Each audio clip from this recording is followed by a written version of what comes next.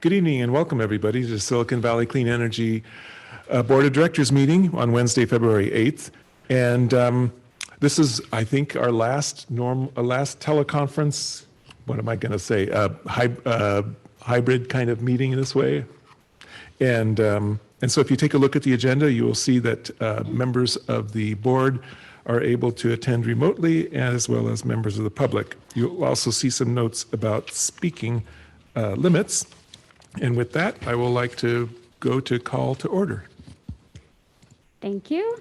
And I will begin with you, Chair Tyson. Here. Vice Chair Walia. Here. Director Scozola. Here. Mohan. Here. Moore. Here. Mekachuk. Present. Martinez Beltran. Here. Showalter. Here. Klein. Here. And participating remotely, Director Hilton. Here. Director Chua. Here. Director Lee. Present. Thank you. And Director Meadows. Present. Excellent. All are present. We have a quorum. Excellent. A full house. Let's move on to public comment, and the public is able to speak on items that are within our subject matter jurisdiction. And do we have any members of the public that wish to speak? I do not see any in the room. Do we have any online? Hands raised, Chair. All right, very good. In that case, we'll move on to the consent calendar. And let me ask first for a motion on approving consent. Move to approve consent calendar? Second by Klein. Take comment. Yeah, don't worry. With that, do we have any comments from the members of the board regarding items on the consent calendar? I do not see any here. I do not see any online. With that, I'm going to switch to the members of the public. If any members of the public wish to speak regarding our consent calendar? I do not see any here in person. Do we have any online? No. We do not. In that case, let's go for a roll call vote. Thank you. Chair Tyson. Yes. Vice Chair Walia. Yes. Scozola. Yes. Mohan. Yes. Moore. Yes. Martinez Beltran. Aye. Showalter. Yes. Klein. Aye. Hilton. Aye. Meadows. Aye. Chua. Aye. Lee. Thank you, Director Lee. That was an affirmative vote. And Mekachuk? Aye. Thank you. And that motion carries. Great, thank you very much. Let's move on to the regular calendar, which is item number 2, and that's the CEO report. Thank you, Chair Tyson, members of the board. I have 5 items to update you on, and we'll start with showing you a few slides. So we're going to start with our GHG emissions inventory from 2021. And when it comes down to it, we have a mission to reduce emissions, by providing clean electricity, innovative programs, and doing that at affordable rates.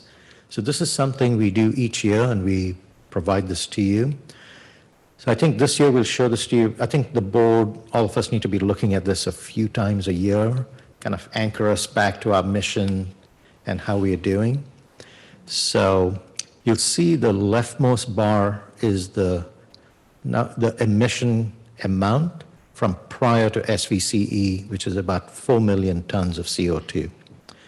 And when SVCE was created, if you look at the bottom right of your slide, the little legend there tells you what the goals that were set for GHG reduction targets back in 2016 and 17, just as we were forming. So the first board set this at 30% below 2015, which is our baseline, 40% by 25, 50% by 2030. Very ambitious. Now going back to the bar chart itself, you'll see from 2017 onwards, we've seen a reduction in emissions.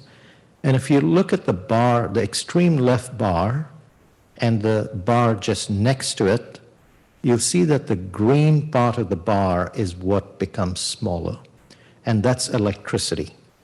So it's the electricity emissions associated with electricity, which basically got us that 14%.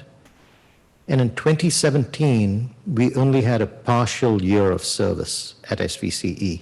We started in April 2017.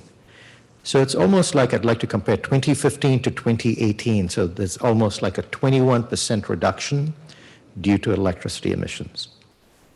There still are some electricity emissions left. The bottom part of that bar, which has the green, that has to do with direct access customers who have a different carbon profile.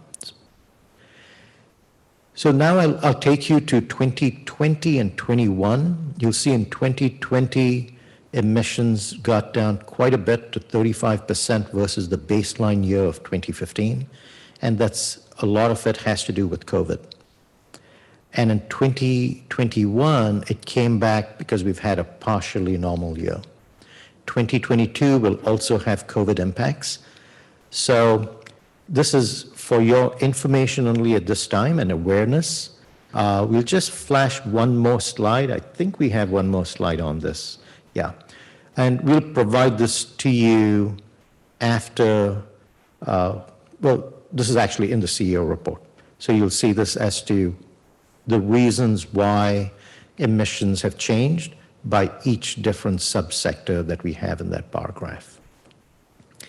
Any questions on this or comments? Yes, Director Beltran. What do we anticipate for 2022 as far as the jump? The slide's not there anymore, but it went, I think, from 35 down to 29. Yeah, I don't know yet. No, I don't have an idea. So I can talk to staff and see if someone has a better sense of it. It takes us some time to collect the data. So we collect data from all the cities, and then on the transportation data, we have to go to the MTC to collect that data. And this year it took us quite a bit of time to get all the data back.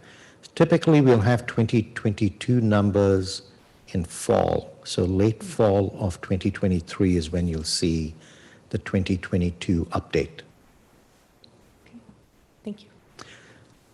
Yes, Director Mohan? You said that COVID had an impact on numbers for 2020 and 2021, I believe. Yeah. Yes. So how exactly did that impact this? So if you go to the next slide, if you look at 2020 compared to 2021, it's the vehicle miles traveled. So just because people were sheltering in place, we just had that much less transportation emissions. So that's pretty much the major change. Thank you. Actually, if we have anyone on our staff who is on Zoom who knows that, has a sense of the answer to Director Martinez Beltran's question, feel free to speak up. I think Rebecca may be on the call.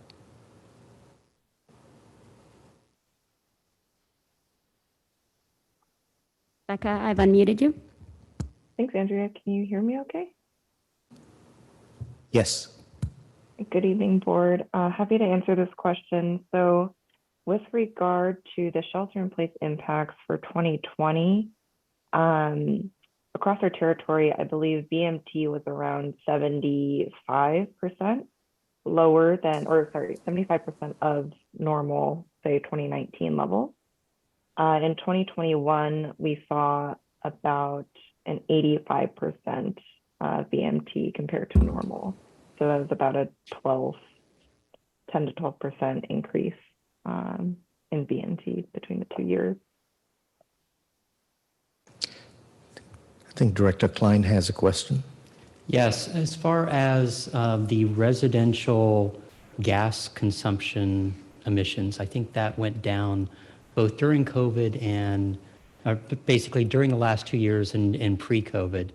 Are we attributing that specifically to programs that we've instituted to move from gas to electric appliances, water heaters, all that? That to me seemed, I'm happy to see that number. That seemed to be surprising to see a 3% drop year over year continuing? Does staff have any feel for gas consumption? Going to ask Rebecca if she has any thoughts on that. Sure. So you might notice for both the residential and non-residential gas consumption, the levels have been pretty consistent over the years. One thing to note is that this energy consumption has not been normalized for weather. So some of the variation that you see in the bars could be due to, colder winters in certain years. So I'd say as far as COVID impacts go, though, the non-residential sector has been impacted the most in terms of gas consumption. And we've seen residential gas remain relatively consistent, weather considered.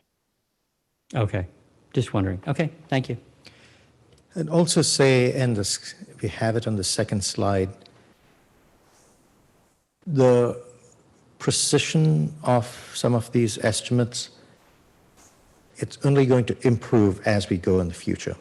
On the electric side, it's easier to measure when it comes to this, and especially when you look at these, what's left, say if we go back one slide, Andrea, what's left here, it is extremely difficult to reduce this. SVCE has a part to play in it, but there's a lot in these emissions that are out of our control, which is what we'll be coming back to you with this year on different strategies on where we can influence, where we can get the market to work, et cetera. But this, when we look at 2030, 2045 is when the state has a goal for carbon neutrality of the grid, and we have other CARB emission reduction targets. There's going to be a lot more we have to do on GHG emissions modeling. So we've started that work already. If I may move on to the second topic I have here as an update is, and this is just, I want to share my thoughts a little early on strategic focus areas. These are high-level priorities. It's more of a snapshot of priorities that the board has approved when you approved the budget and you approved the strategic plan last year. In looking at this and looking out a couple of years, my thinking is it's not really going to change. Each of these areas, whether reading from right to left, employees, finance, Inflation Reduction Act, focusing on electrification, and looking and investigating 24/7 clean energy, they're all multiple year projects. And so my thinking at this point is to keep them as is. When we come back to you in the May timeframe talking about our next year's budget, we do our budget and our strategic plan kind of in parallel. So this is my thinking right now. Of course, I'll be talking to the Finance Committee, Executive Committee, and to you also. So there's more sharing my thoughts and awareness. I'm not asking you for your approval right now. The next topic is Andrea is going to look at our website and share with you an example of our community impact report. Obviously, the entire team of the board, communities, our staff, we're very proud of all the accomplishments we've made.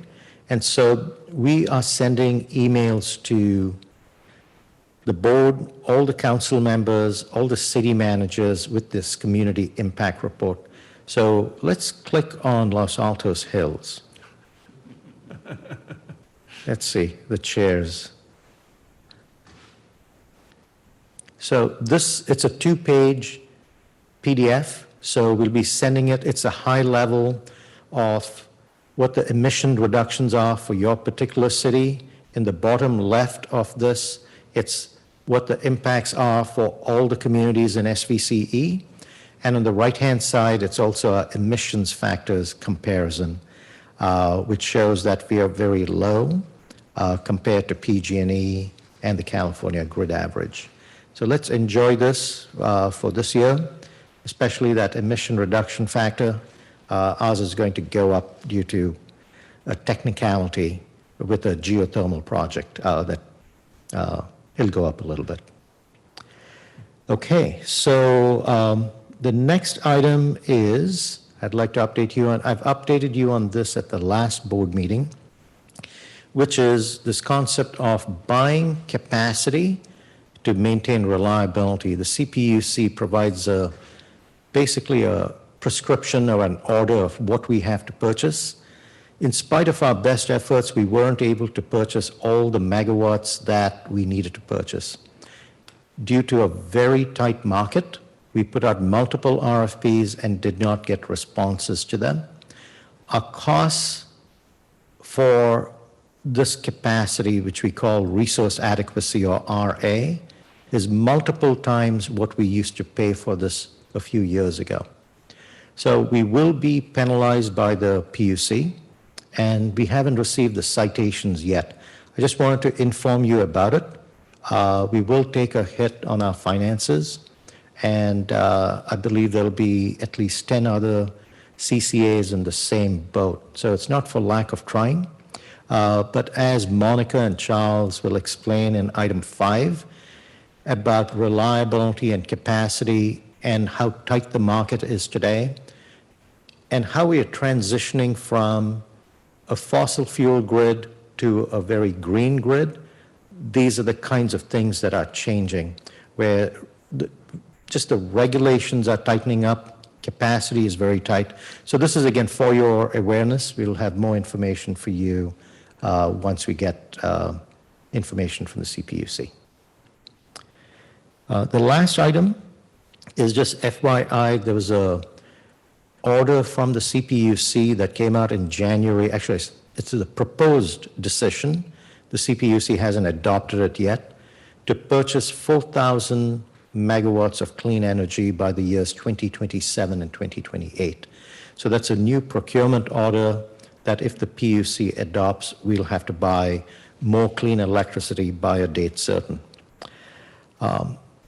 Also in January, the federal government completed leasing about 380,000 acres of ocean space off Morro Bay and Humboldt, and that was to develop about 5,000 megawatts of offshore wind. And so that's a big deal. They got about $800 million in lease revenues, which works out about a nickel a square foot of what they were leasing the ocean space for.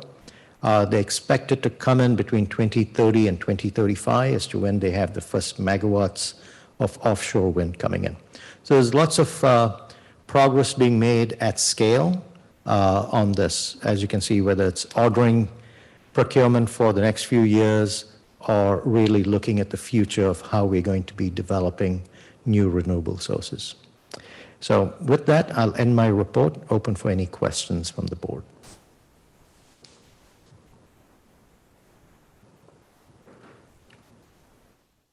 Let's do that in a sec. I don't see any questions here. Do we have any online? No hands raised, Chair. Okay. We had a Rebecca hand raised a few minutes ago. I don't know if that's still. No. Okay. Go ahead. Director So as Klein. far as the penalty from the PUC and the 10, supposedly 10 other CCAs are also having that issue, is this, from a timeliness standpoint, when will we hear that? How, and I understand there's other agencies that are under the same issue, but is this an ongoing, do we think this is going to be an ongoing issue that's from a requirement standpoint that we will have difficulty meeting? Is this something that we should be advocating with, at the state level, trying to figure out a way out of this? Because if this is something that few CCAs are actually able to meet, then this is just putting us into a penalty zone. Yeah, I think your concerns are shared by all of us at SVCE and the broader CCA community. And the whole regime of how they measure capacity is going to change in 2025. Mm-hmm.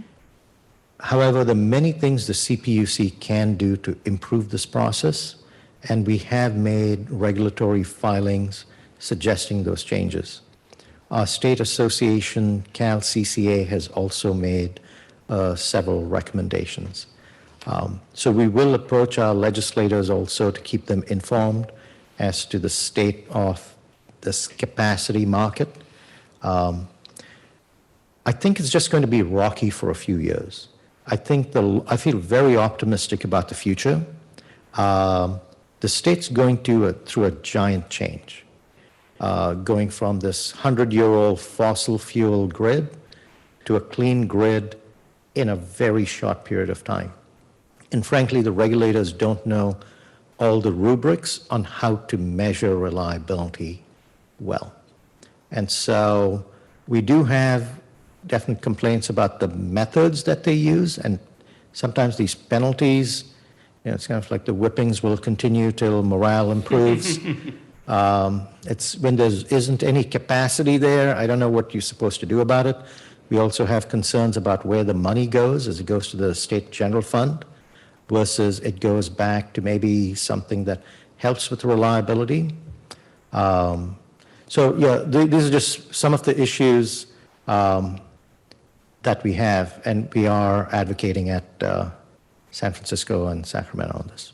So I appreciate that. Just from a capacity standpoint, is the way this is set up is, do we need to continue to put out the RFPs because we'll be, the way things are, fined a year from now in exactly the same way, is my question. We could be, Okay. yes. So we continue to put out RFPs, trying to meet our capacity requirements Right. from a So CPU standpoint. it is possible.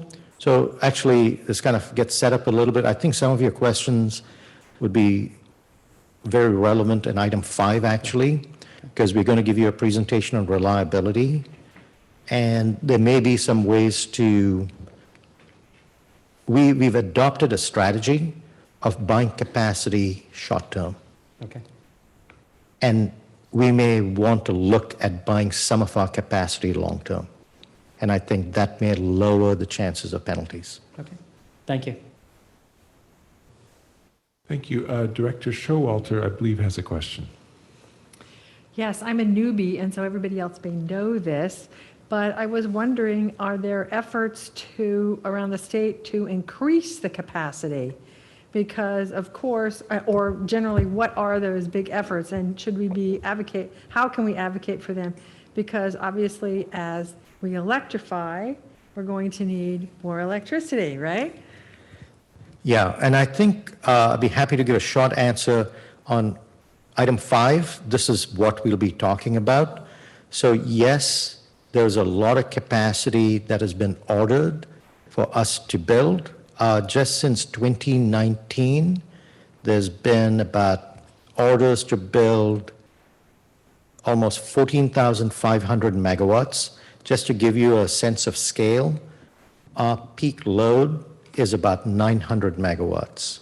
So PUC has ordered about 14,500. The order in January is another 4,000. When you look out through 2045, there's 180,000 megawatts of capacity that needs to be built. So there's many, many billions of dollars worth of capacity that needs to be built. So the PUC wants it built, the system operator wants it built, the governor wants it built, the legislature wants it built. It's the transition that we're going to have issues with. We just have to, that's why I say I'm very optimistic about the future. It's this period of time that we are transitioning that we have some issues, because at the same time, we have a schedule to shut down natural gas plants also. So we'll talk about that more on item 5. I don't see any more comments or questions here. How about from online? I don't see any hands raised. Do we have any public that wishes to comment on this item? Looking around, I do not see any here in person and online. No hands raised, Chair. Then we'll say thank you to Girish for the report. Some cautionary things going on, huh? So appreciate that. That was for information only. I would like to see if I can step back. I've had a request from Director Mekachuk to change his vote to abstain for item on the consent item of 1F, and procedurally, I don't know how hard that is to do. He has a professional reason for choosing to be noting an abstention vote on 1F. Okay, thank you. And if I could just check with General Counsel if we will need to redo our total vote, or if I could just note that in the minutes. Yes, I would suggest that we redo the vote, and that if there's an abstention, that they leave from the room during that particular vote to make sure that that is clear that there's an abstention there. Okay. Okay. Thank you, Lindsay. Let's go ahead and repeat that vote then. Can we repeat the motion and second?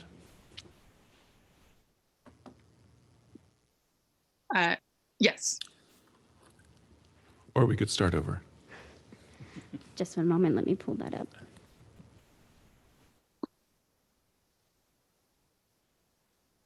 Alrighty. And the motion was made by Director Martinez Beltran, seconded by Director Klein.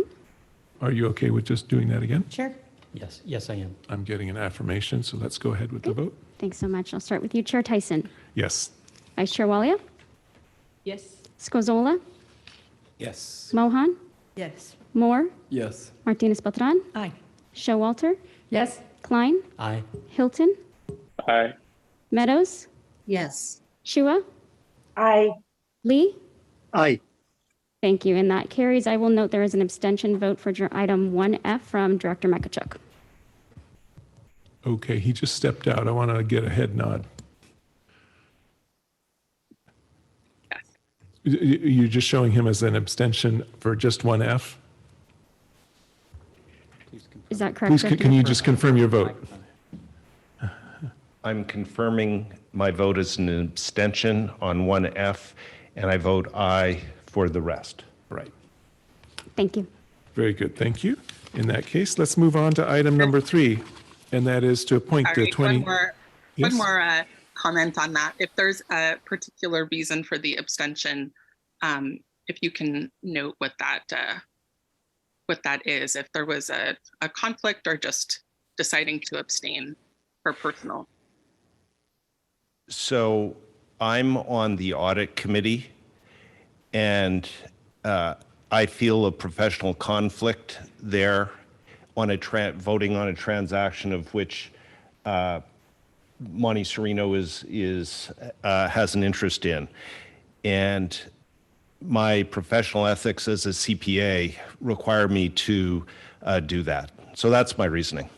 Thank you so much. Okay. Perfect. All right, then let's move on again to item number 3, which is appointing the board committee members. And Andrea. Yes, thank you, Chair. I am very excited to bring this item to you. It is to appoint our remaining committees. So if you may recall, last month we did appoint members to our executive committee, and so this is for those remaining committees that we have. I will go ahead and share with you who I heard interest from each of these groups. For our 2023 Legislative Ad Hoc Committee, this can be made up of 6 members, and they will focus on 6 policy areas that were approved when this ad hoc committee was formed. I heard from Director Elliot Scozola, Zach Hilton, Brian Mekachuk, Yvonne Martinez Beltran, and Margaret Abakoga, that they would be interested in serving in this group. For our Finance and Administration Committee, again, this can be made up of up to 6 members. I heard from Elliot Scozola, Hung Wei, Sally Meadows, Margaret Abakoga, and Tina Walia. And for our Audit Committee, who meets to kick off and receive our audit and IT audit, financial and IT, I heard from Alternate Director Sergio Lopez, Sheila Mohan, Brian Mekachuk, Murali Srinivasan, and Harjot Sangha from Gilroy, who was nominated by Director Zach Hilton. And again, this group can also be made of up to 6 members. And that concludes my report. Thank you for that report. So we have 3 committees, and they each have 5 people who have expressed interest, and I want to thank all of them for stepping up to help us with our operations. Do we have any board members here who wish to nominate any additional candidates for any of those 3 committees? Director Klein. Yes, I would like to add my name to the Legislation Ad Hoc Committee. Thank you. Do we have any others? I do not see any here. Do we have any, I don't see any, I guess there's only two online, so I can see both of your faces already. So if you were raising your hand, I'd probably have an idea of that. All right, very good. In that case, I think we have a complete slate. Let's go for public comment. Do we have any of the members of the public that wish to comment on any of these committees? I do not see any here in person, nor do we have any online. No hands raised. So I would again like to express my thanks to all of those of you who have stepped up, and let's proceed with the roll call vote. Could we have a motion? Oh, we need a motion, yeah, that's right. So moved. Second. Who's the second? Second, All right. Martinez Beltran. So we have a motion and a second. Let's proceed then with that vote. Yes, thank you. Chair Tyson, Yes. Vice Chair Walia, Aye. Director Scozola, Aye. Mohan, Yes. Moore, Yes. Makachuk, Aye. Martinez Beltran, Aye. Showalter, Yes. Klein, Aye. Hilton, Aye. Meadows, Yes. Chua, Aye. Lee. Aye. Thank you, and that motion carries. Great. Thanks again to everybody. Let's move on to item number 4, which is new construction reach code recap, and I believe that's Zoe coming to the front here. Lay some good news on us, Zoe. Good evening. Yes, I am lucky to be here with the good news. And I was just realizing this marks about 1 year anniversary of when we kicked off this initiative. Dawn and I came and met with each of you, and it was exactly 1 year ago because we did those in January and February. So really excited to get to be here with you all and really to celebrate your good work. Tony is here in the room as well. Tony, myself, and Peter Mustachich had the great honor of working with you all, every single one of your jurisdictions and your staff and community members on electrification reach codes in the past year, and have made great progress. So I'm going to give you the final status update. Go ahead to the next slide, please. Yep, so it's a recap, and then we're going to talk really briefly at the end what comes next. So 13 out of 13 jurisdictions. That was the target that we set, fingers crossed, and we reached that milestone. It's really exciting. And not just that, but 5 of you went even further than you did last year, or in the last code cycle, rather. So again, really big moves. We see those marked with the orange arrows. Campbell going all electric for all of their buildings, went from a more modified code. Gilroy increasing the EVCI requirements. The EV code was the first time that they participated and adopted a code in this code cycle. Really exciting. Milpitas, they were the ones, if you have been here for all of the meetings, they adopted just in January, so our most recent, and they moved from an electric preferred to all electric. Monte Sereno also moved from electric preferred to mostly electric. And Morgan Hill adopted additional EVI requirements this code cycle. So great continued effort, exciting. Next. This is about what I just said before, but I want to just make this point again.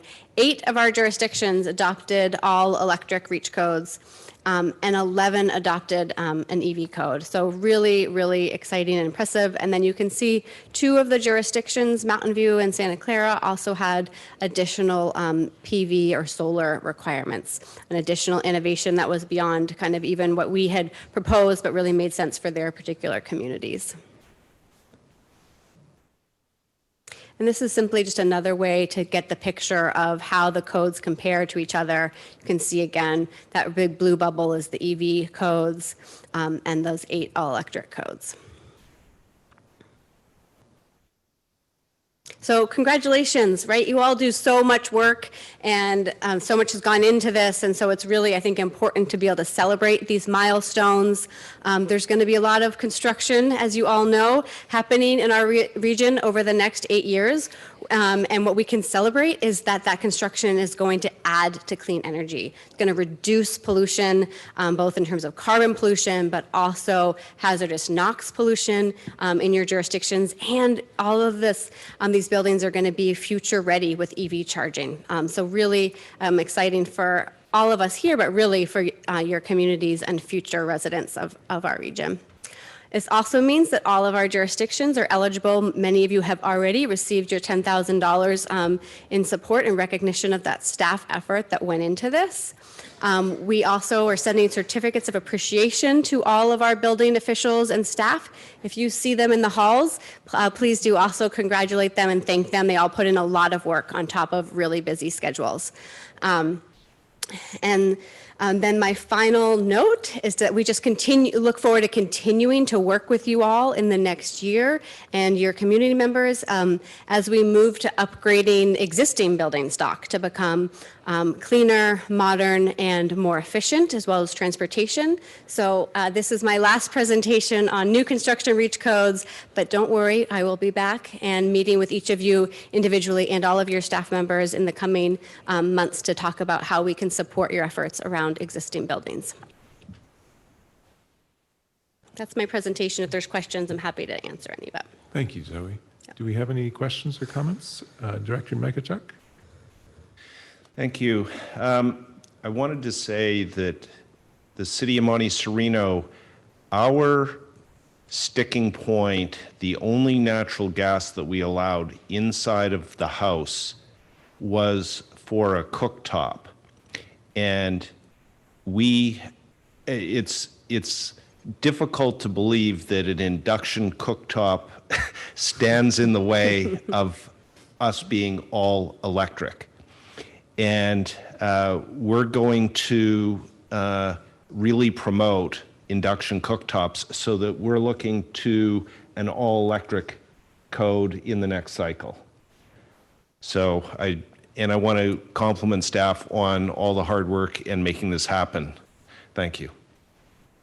Wonderful and exciting. And I know our marketing communications team would be happy to help support efforts on communication engagement around induction cooking. It's also something we're excited to do. Okay, thank you. Director Showalter? Yes, just a comment. I wanted to say that in addition to our staff, who have done a tremendous amount of work on this over the years. It hasn't been a short process, really. I remember talking about it the first time in, I think it was 2017.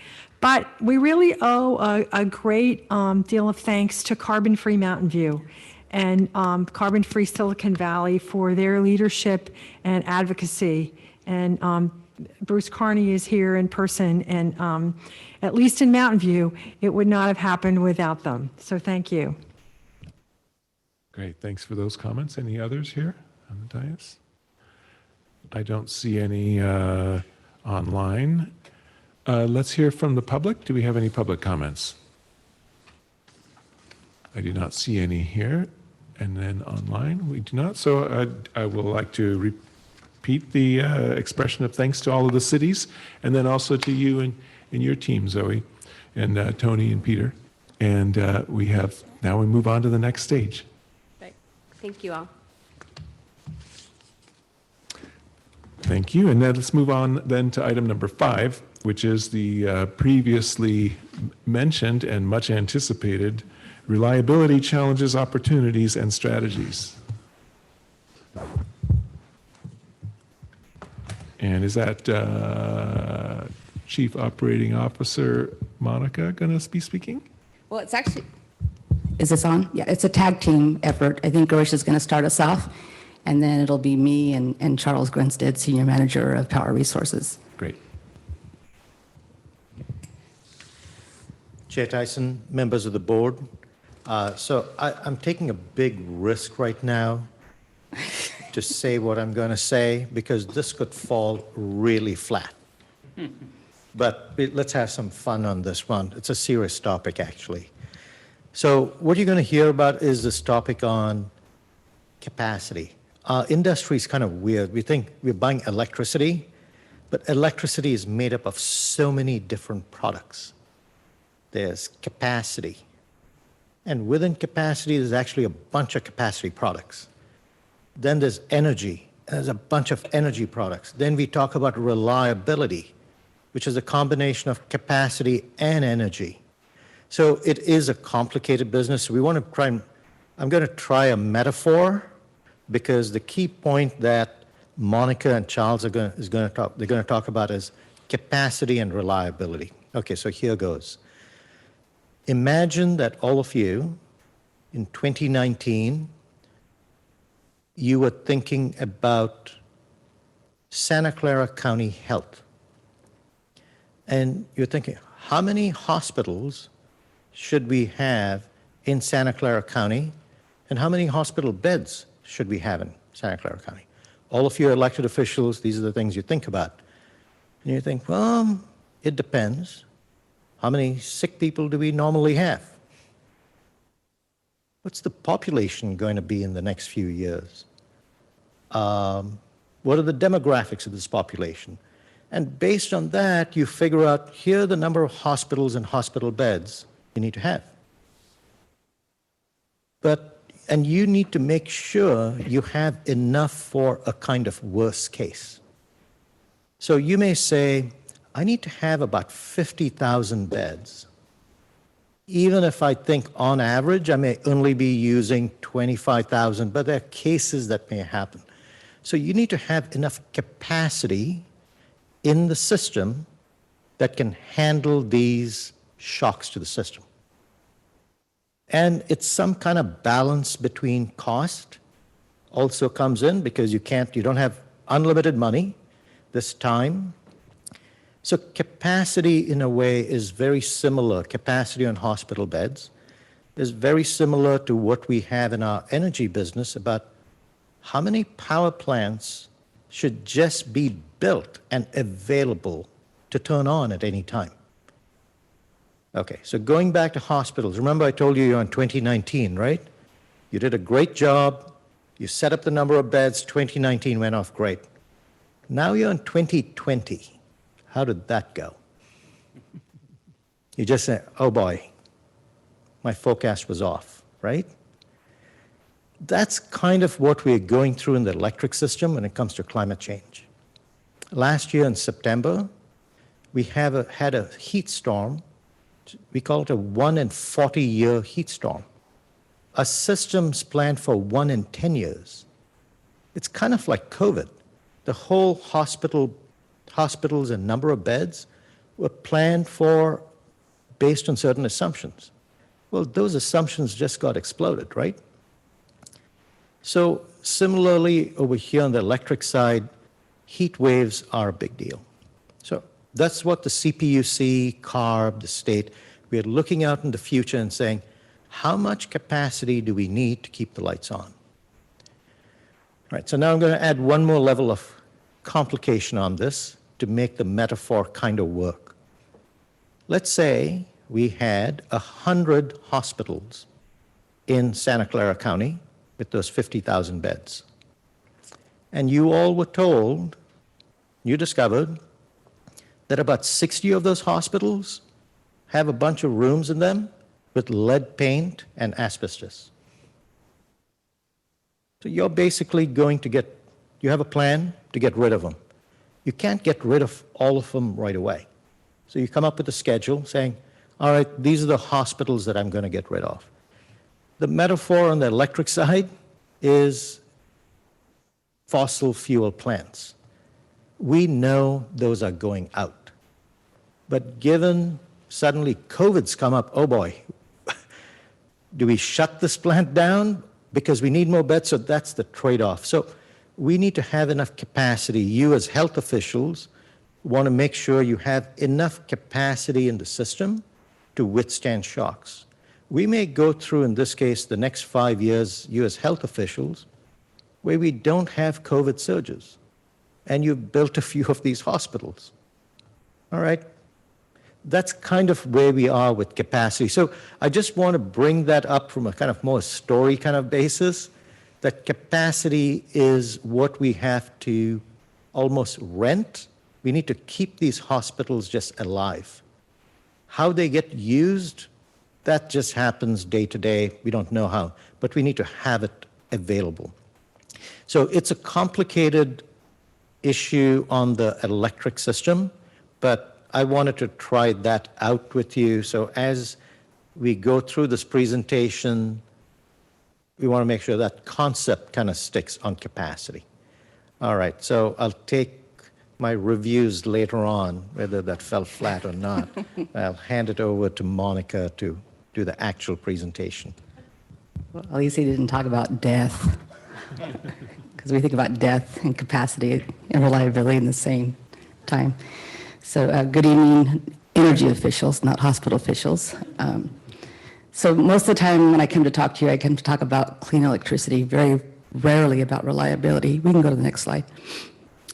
So, so tonight we're here to talk about, really to give you the foundation of reliability in California and some of the challenges facing California. And Girish mentioned some of the longer term challenges and some of the short term real hardships that we're facing at SVCE in terms of meeting reliability or resource adequacy requirements.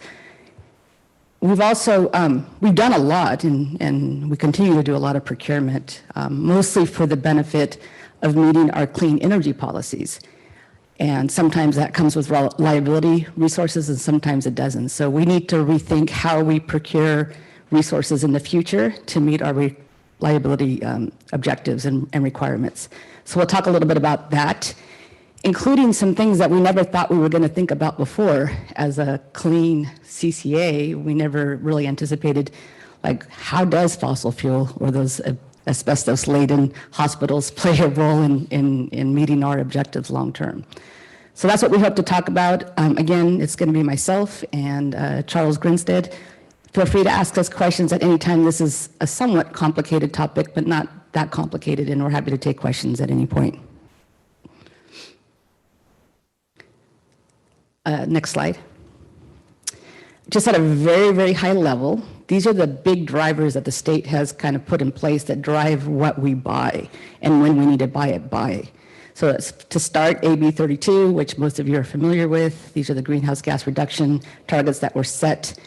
For the electricity sector in California, we essentially have to go back down to 1990 levels, or at least 80% reduction of 1990 levels by 2050.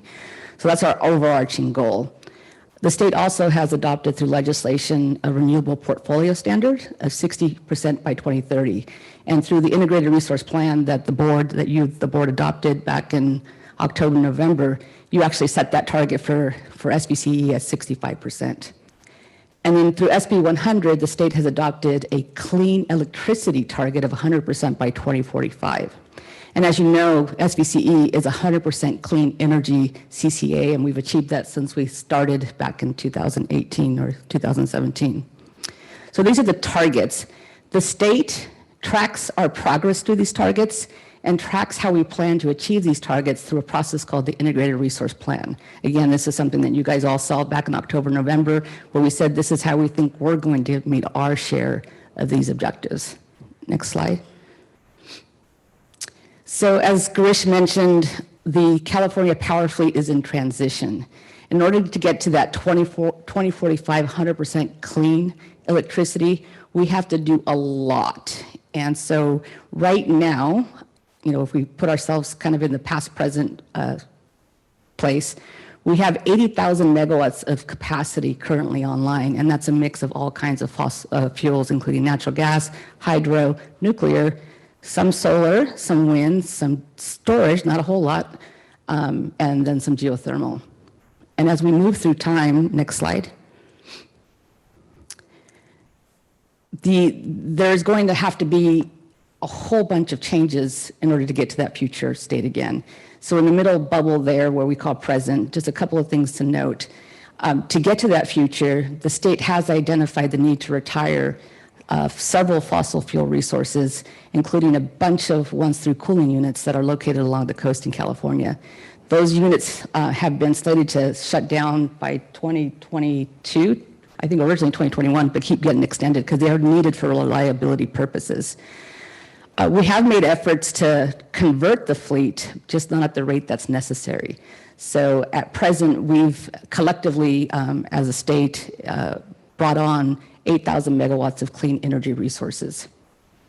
Next slide. But we need 180,000 megawatts of clean new capacity to get to that 2045 goal. So we're currently at 80,000. We brought on about 8,000 clean megawatts of capacity, but we need to get to 180,000.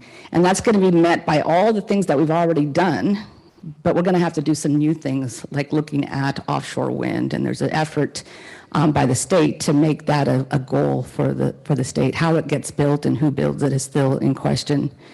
But we're also going to have to look at new technologies as well. And so things like hydrogen or some other, I guess, fusion, whatever that thing is that they did in Livermore, and maybe some small nuclear. But we're going to have to look at everything in order to get to that clean grid that we're planning for in 2045. Next slide.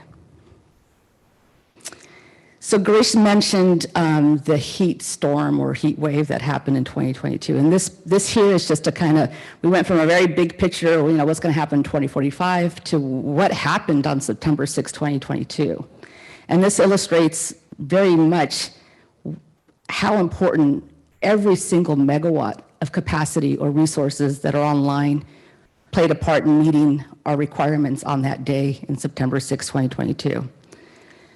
So if you look at the chart there, you have the time of the day, starting at midnight or 1 in the morning all the way through midnight, and the different resources that came online every hour of the day, and everything was coming online. We had demand response, we had backup generation. Load started to pick up when the heat started to pick up, and then between the hours of about 4 or 5 p.m. onward, that's when we saw, the biggest problem, and that's when we all heard the signal that we had to cut our electricity use or demand response.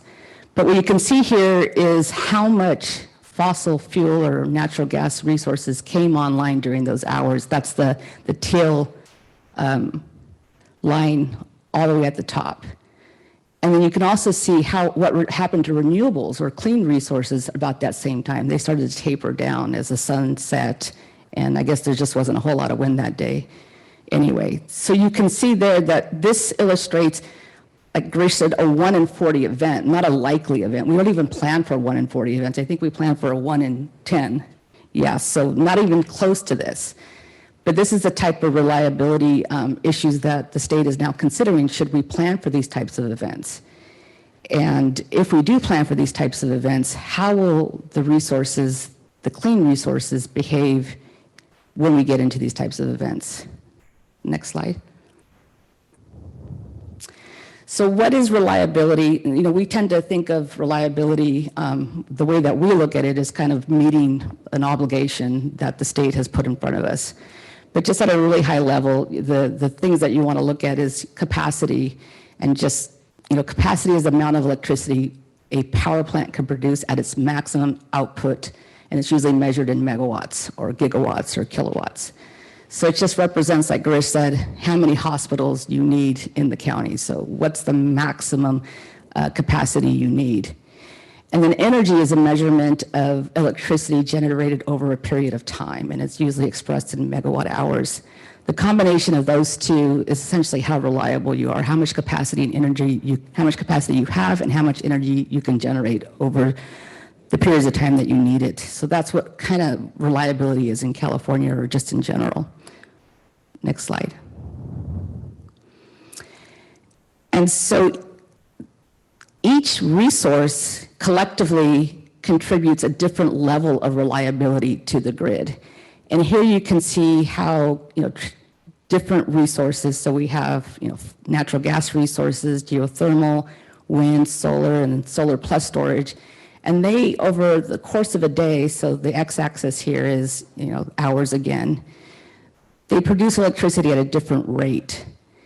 They're very much dependent on the fuel source. So the wind has to blow, or the sun has to shine, or the natural gas has to be available to source these power plants. And so as we're adding more and more clean resources and retiring more of those fossil fuel resources, this ability to predict how much capacity we're going to have in every hour to meet reliability becomes much, much more difficult for the state to accomplish. Next slide. So you can see up here again, there's that variation where the clean resources are going to vary throughout the day, and the fossil fuel resources will continue to stay constant, but just in total, the megawatts available will be less. And I just want to highlight here that, you know, storage is the one way that we can help push out energy or clean energy capacity into other hours that we need it. But you need a lot of storage capacity in order to do that. And Charles will talk a little bit about that later. Next slide. So, you know, just the difference between energy and capacity.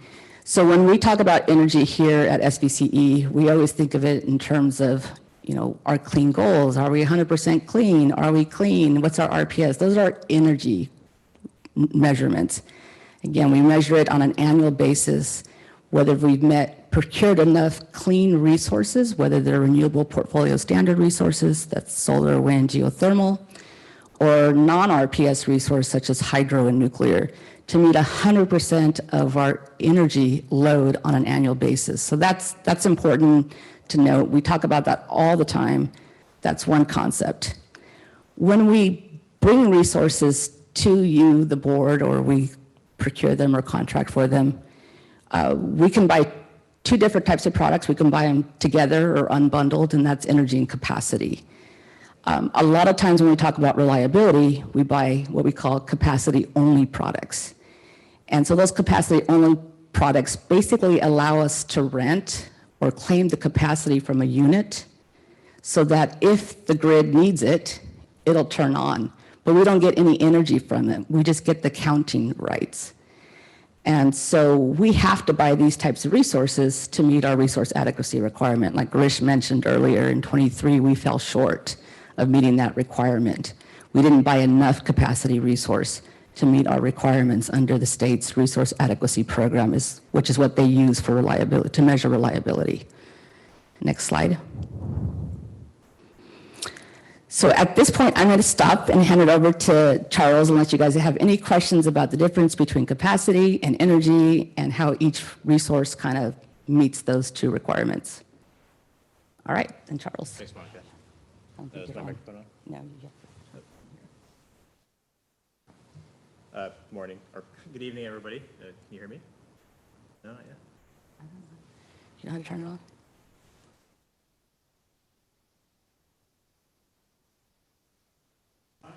There we go. Can everyone hear me now? Great. Good evening, everyone. As Monica mentioned, I'll be talking about our portfolio and objectives and progress. Next slide, please. So we want to give a brief overview of the different types of products and strategies that we employ here at SVCE. So we must procure electricity products to meet mandates and board directives. So we've split apart our two different sort of overarching strategies with buying energy. So the first being that we just buy energy products and then also capacity.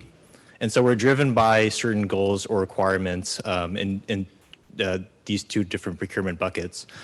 So, you know, for energy, we're driven by meeting 100% clean.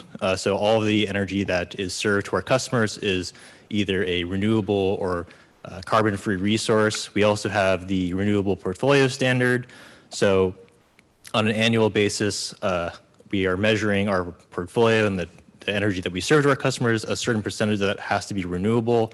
And then we also have reliability procurement mandates. So these are sort of requirements that are set forth for us to go out and procure certain types of capacity so that we ensure that we have a reliable grid.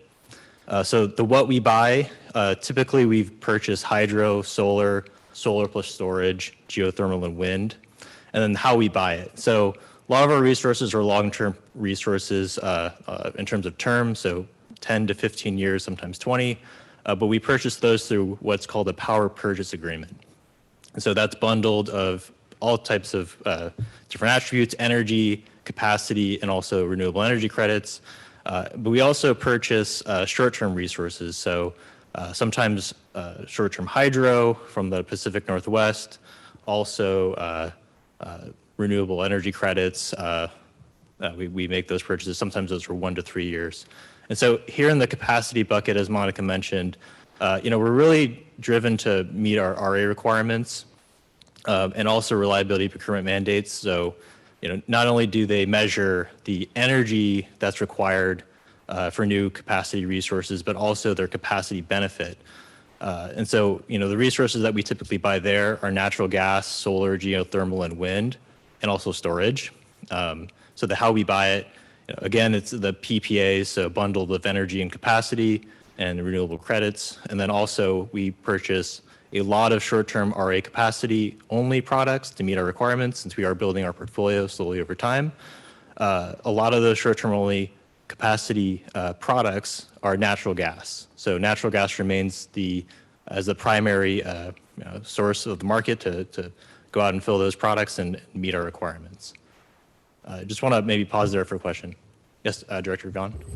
I just wanted to, so I'm imagining that you are not securing the long-term power purchase because you can't, because there's not enough available. And so therefore you're using the short-term RE for your capacity. Is it pricing? Is it availability? Well, it's for capacity, Garish is actually capped at 5 years, and so we don't tend to go out in the market and buy long-term capacity. We haven't. We can, but we haven't. We do it in the form, when we do these long-term power purchase agreements that the board approves, again, those have energy and capacity, so we do get long-term capacity from that source. But generally, we've liked to, for risk management purposes, we like to have a combination of short-term and long-term products in our portfolio. It helps us better meet our, changes in our load should we have load depart, or sometimes we have load increase and we need to go out and fill those holes. And sometimes the requirements change and we need to, adjust for those changes as well. So just from a practical standpoint, a combination of both is very useful. Thank you. Okay, if there's no other questions, we can move on to the next slide. So we just want to kind of orient ourselves with what we're working with here at SVC in terms of load. So energy and capacity or demand. So SVC accounts for about 2.5% of the total CAISO load. So on an annual basis, we're looking at about 4 million megawatt hours of energy served to our customers. And the shape of that profile over the course of a year looks like this. And as we mentioned before, we're driven to meet 100% clean energy, so a combination of renewables and carbon-free resources. To give a sense of what that looks like in terms of peak demand, on average in the summer, we peak at about 825 megawatts. This is a number that we use to plan for reliability. So we submit this forecast and you layer on a planning reserve margin and you develop an RA requirement. And so we submit this information, it becomes a part of our planning requirements, and then we go out and procure capacity to meet these peak demand scenarios. Next slide, please. So talking just a little bit about load and the clean resources that we go out and procure. So SVC provides 100% clean energy on an annual basis through renewable portfolio standard products, so RECs, and carbon-free and non-RPS resources. So just to give a sense of where we're headed and where we are now. So in this chart here at the bottom, the bar charts here are RPS in green and then carbon-free in blue. And so currently, we serve our portfolio with about 54% of renewables, and then the rest is carbon-free. In 2045, we are headed towards 75% renewables, and then also 25% carbon-free. So we have these policies to get to 65%, though we anticipate that carbon-free, the resources that make up that are hydro, they may be a little more difficult to source. So we anticipate having more renewables in our portfolio. So the important things to take away here is that the RPS goal is to get to 65% in 2030 and then 75% in 2045. So we have ambitious goals, though we think they're manageable, and that's what our plan is. And so to give a sense of what we're building, we have this chart over here to the right. And so it's a combination of solar and storage, solar, geothermal, wind, the voluntary allocation market offer, which is a mechanism in which RPS has been transferred from PG&E's portfolio to ours, and then also procuring short-term RECs. And so you can see that through 2030, we're well on track with planned procurement to meet all of our goals. And then transitioning to 2045, we'll develop those plans and outlay them, but on track so far to reach our targets. Okay, if there's no questions, we can move on to the next slide. So I want to take a second to introduce California's reliability program.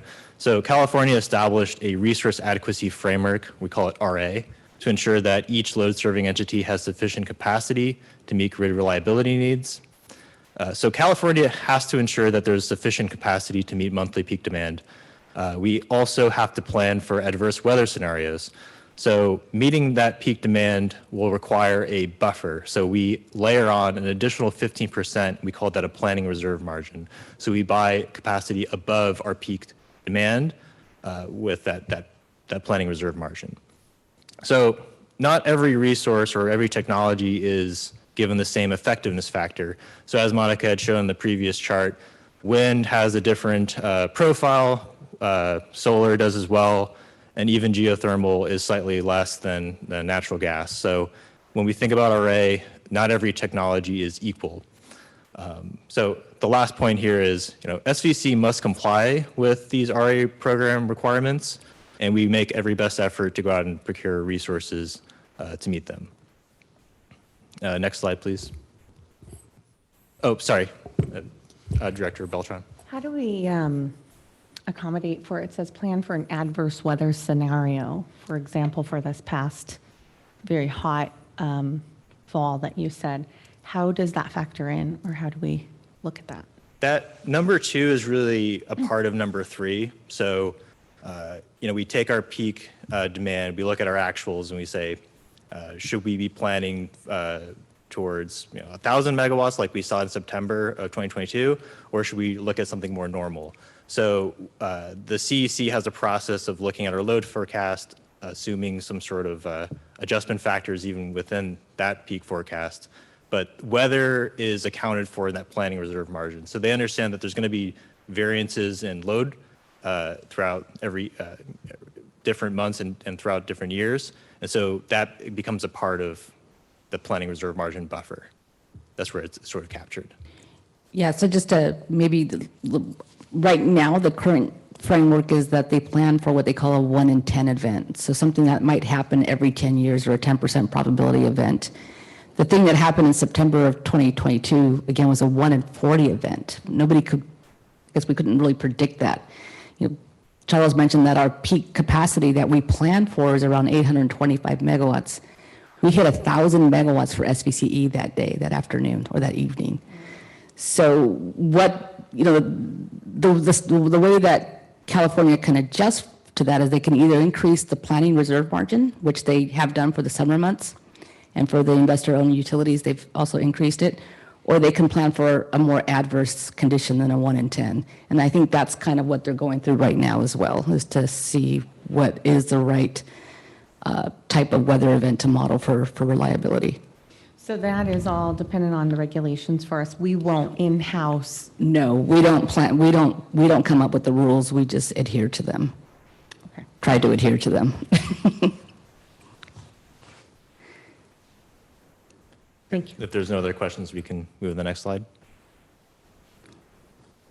So I just want to kind of give an overview and a look at what we have in our current portfolio. So resource adequacy only capacity products. So in these types of products, they're a little interesting. We want to kind of talk about what they are, since there's a lot of them in our portfolio. So to kind of give an overview of it, the buyer has the rights to capacity under a contract that ensures a resource generates when needed. So like Monica mentioned, we don't always buy the energy associated with resources. Sometimes we just buy the capacity. So these contracts, they really serve to meet the RA program requirements. We buy them, produce contracts, and then file them into filings to the CPUC. And so, primarily these types of contracts are coming from natural gas resources. They're short-term in nature. We're not buying anything longer than 5 years. Most of them are 1 to 3 years in term. But it's really to make sure that those resources are available when needed. We pay them a certain price and then they show up in the market and perform. And so, but the important takeaway here is that there's no energy associated with these types of contracts. Next slide. So just want to give a brief overview of what we currently have in our portfolio and also how our clean resources contribute. So like I mentioned, SVC buys mostly capacity from natural gas resources. The planning reliability with renewables may change. So that may require more capacity and storage resources. So what I mean by that is looking at these two charts, you see that natural gas in 2023 is estimated to make up about 60% of our portfolio. We do have some solar and storage, solar plus storage resources in wind and also geothermal. They only account for about 33% of what our requirements are. And so by 2030, we expect that number to go down, so we're less reliance on natural gas. However, we still have a long way to go. And just to refresh everyone's memory here, the peak load forecast is on the right, which July, August, and September are the areas of most concern. And so, as we've been kind of talking about tonight, meeting short-term 2023 through 2025 RA capacity requirements is becoming more challenging. If we can move on to the next slide. So we talk about RA capacity and our resources, and I just want to kind of give a sense of the scale in which we are going out and making these types of procurement for resources. So there is this effectiveness factor that comes into play here, and I want to talk about that for a second. So SVC has over 900 megawatts of capacity from renewables that qualifies for about 408 megawatts of RA capacity. So that effectiveness of those resources is given a haircut towards reliability. So, the typical RA capacity requirement for SVC is about 850 megawatts. And when you take that into consideration with the previous numbers that I had shown, the amount of nameplate capacity that we've actually built is quite significant, but their ability to count for RA gets a pretty big haircut. So 900 megawatts turns into about 400 megawatts for RA. And so, how do we get to 100%? Our estimates are that an additional 2,000 to 2,500 megawatts of nameplate capacity solar plus storage resources are going to be necessary to completely remove gas out of the equation. And so typically the lead time to build new resources is anywhere from 3 to 5 years. So this is not a short-term solution. This is a long planning exercise for SVC. Next slide, please. I might just want to add one thing is there are other resources that we could look at. Of course, wind and geothermal has a really high contribution to resource adequacy, but we're just not seeing those resources readily available in the market. What we are seeing is a lot of offers and projects related to solar and storage. And so that's kind of why we kind of, if we're going to build clean capacity to meet our requirements, it's most likely going to have to come from solar and storage in the near term. Director Beltran. Are they comparable in price? Well, yeah. Being that one's not really available? That's a difficult question because there's price that these resources are offered to us, and then there's the value that they produce, right? They produce value in terms of energy, clean energy, some reliability, right? And each resource has different value depending on where they're located too, because different parts of the state or the grid have different needs and therefore produce different values. But I think just, we're going through an exercise right now to assessing, if we did this, what would it look like in terms of cost to the portfolio versus if we did that. And I think our early estimates are that it's significantly more expensive if we had to meet that clean capacity requirement strictly through clean resources like solar and storage because of the amount of capacity that we'd have to add and how expensive it is right now in the offers that we're seeing. Okay, thank you. Is that correct? Yes. Yeah. Thank you. So looking at this in terms of what happened in September, so we hit that 1,000. Because we currently don't have that capacity, do we just have to start cutting power? Is that our real only recourse at this point? I'm going to try to answer it, but I'll let Charles step in too. So as a load serving entity, we participate in what's called the California Independent System Operator, or the grid. And so the CalISO has the responsibility to make sure that all of its participants have enough electricity at every moment in time.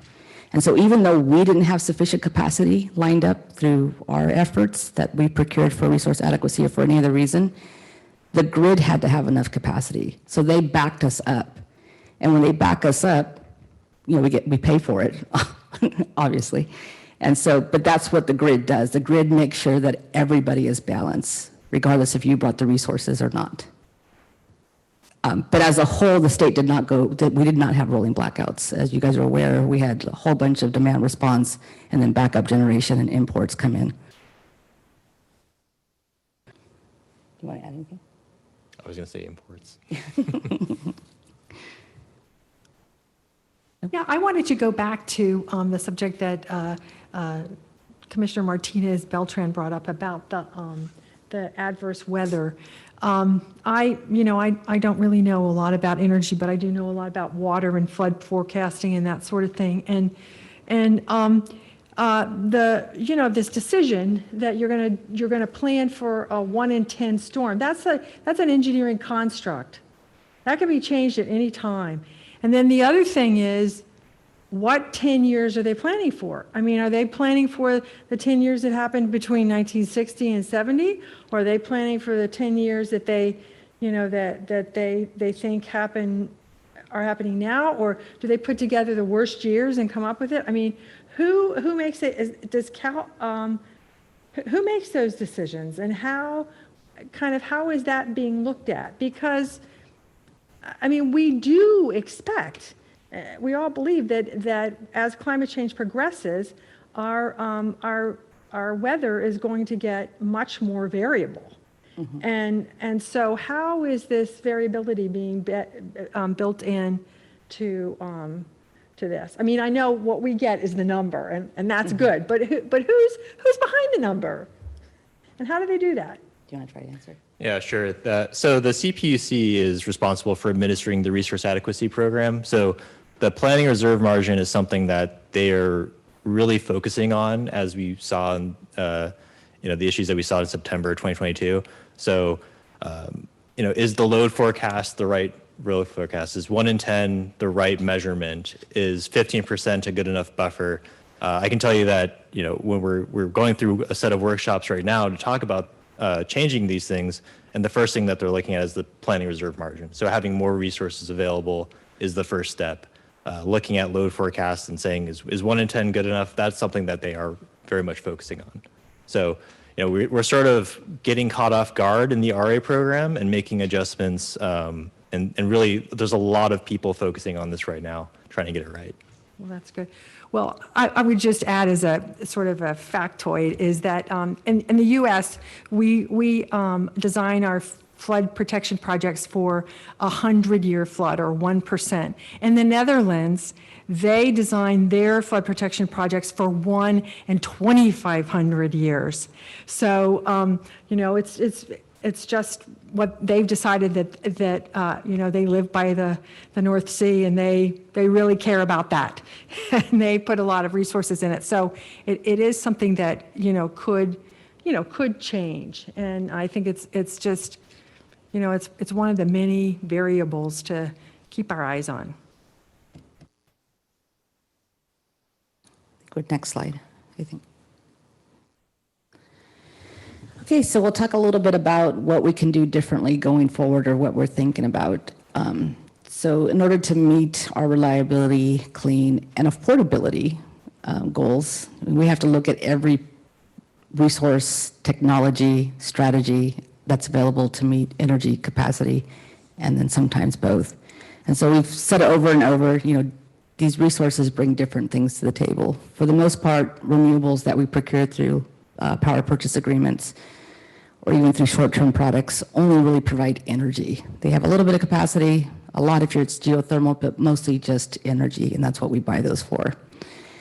Same with carbon-free resources. The types of carbon-free resources that we've historically bought and most likely will continue to buy are large hydro and then allocations that we get from PG&E of nuclear.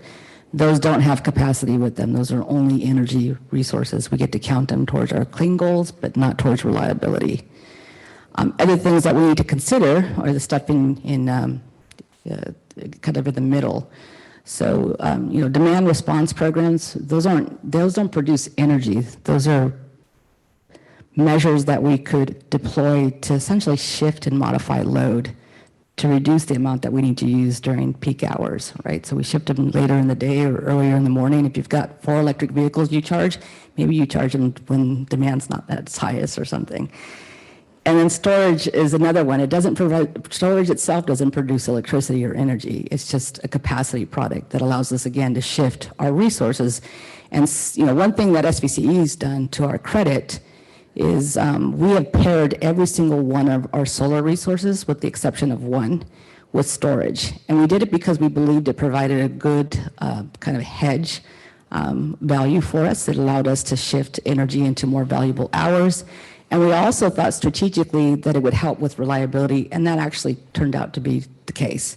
And so we were one of the first CCAs or load-serving entities to deploy that strategy, and now everybody's doing it, and the state is mandating it. So we were early adopters there, and we'll continue to do storage, whether it's alone or with paired with renewable resources.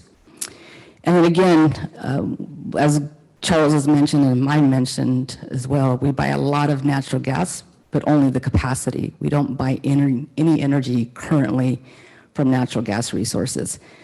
But as we move forward, we need to look at, again, how have we been doing this and what do we need to change? What should the term of those resources be? Maybe we should be buying more long-term resources for capacity only. What is our ability to contract for those types of resources if they're short-term? How available are they in the market? And if we're going to develop new resources like clean resources, again, how much lead time do we need to allow for? Is 3 to 5 years enough? Are we going to continue to see supply chain issues and backlogs? Should we be planning for a longer time horizon to bring these on? And then what is kind of the role of natural gas in our portfolio, not just in the form of capacity, but also energy? So one of the things, and Charles is going to talk a little bit about this when we get to more layers of options. One of the things that we're seeing is that a lot of natural gas marketers or owners have had these long-term contracts that are called tolls that combine the energy and the capacity under one contract. Those contracts are terminating or ending or whatever, and they're looking to renew them. They don't want to unbundle the resources. They want to sell it as a bundled product because that helps their bottom line and their certainty for planning. So how is that going to play a role in our portfolio, or should it?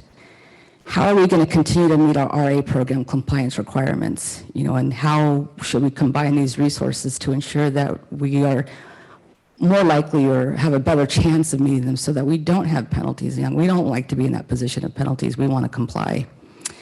And then this last one is actually kind of a difficult one to plan around, and how do we build a portfolio around this when we constantly get procurement orders.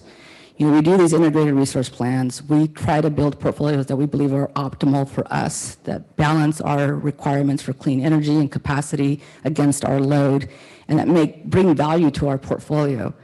But then the state, for reliability or for whatever reason, institutes procurement orders, and they say, and you should go buy this whether you need it or not. You need it, that's just an order. So how do we factor in those procurement orders? We've had about 15,000 megawatts of procurement already ordered, and our share being somewhere around, about 300 megawatts. And there's a new one in the works as well. How do we plan for those so that we're not in a position where we have too much capacity, too much clean energy, and that we're stranding these resources? Next slide. So here we just kind of talk about some of the procurement that we currently do, most of this we've already talked about. We buy long-term renewables, we buy short-term resources, we buy storage paired with renewables, mostly solar, for different duration. We actually have some long duration in our portfolio too. That was a procurement mandate. And we brought on we contracted for about 21.5 megawatts of long duration storage. And then we have procured resource adequacy through demand response type programs, but we ourselves have not deployed a demand response resource adequacy product. That's something that's a tool or a product that you can use. You can actually pay someone to not use electricity during certain hours of the day, and that's countable towards your RA requirements. We're going to look at new technologies, new opportunities, new strategies, including looking at longer term resource only contracts like we talked about, looking at different long duration storage technology. The two contracts that we have for long duration storage are both lithium ion. That has its limitations. There's a lot of it, and it's becoming more and more expensive because of supply constraints. So what other technologies should we look at? Should we look at pumped hydro? Some of these new emerging technologies, there's all kinds of opportunities there as well. And then there's these last two opportunities, which again goes back to the question, like what role should natural gas play in our portfolio in the period while we transition to this clean grid? And I'm going to let Charles explain those two last bullets in a little more detail than what's here. Sure. Yeah, I think the last two is just to recognize what types of resources are available to SVCE. So, there's natural gas resources that have RA capacity and energy. We call them gas tolls. So in a way, it's like leasing a car rather than owning it. You use the car, you put gas in it, it gets you from point A to point B. A natural gas toll is very similar to that. We're not buying the physical property, we're not buying the asset, we're using it. It provides us capacity, it provides us megawatt hours. So that's sort of the way that I think of a gas toll. And then the bottom one is hybridization of natural gas power plants with battery storage and also things like hydrogen. So a lot of these natural gas plants see that writing's on the wall. It's time to change, it's time to adapt to California's future of getting to 2045, 100% clean energy. And so this last one is an interesting concept. We've seen some proposals that look very interesting in how you would effectively take a gas resource, reduce its emissions with battery storage, and sort of competing, you have competing assets. So an energy storage resource competes directly at the point of interconnection with a natural gas plant, thus reducing its emissions. So lots of interesting opportunities, but the last two, it's just to take inventory of what's available to SVCE. Next slide. Do you want me to do this one? I think this is good. Okay. So just to kind of summarize what the basic alternatives are, in the first row, which we call current, is RPS through PPAs, some standalone storage, just enough to help balance our large portfolio of solar energy, and then whatever is mandated by the California Public Utility Commission through procurement orders, and then a whole bunch of short-term RA-only products. That's kind of what we do right now.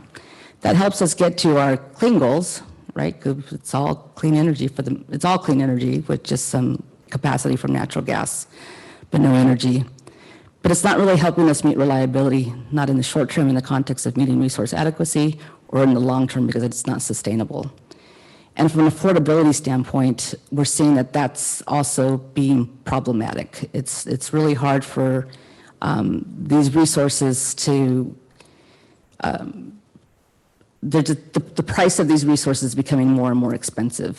From when we started SVCE to now, the portion of our portfolio that RA contributes has gone from somewhere about 15% to now at about 25-ish. 25 and growing percent. So it's becoming a big portion for a very small kind of contribution for us.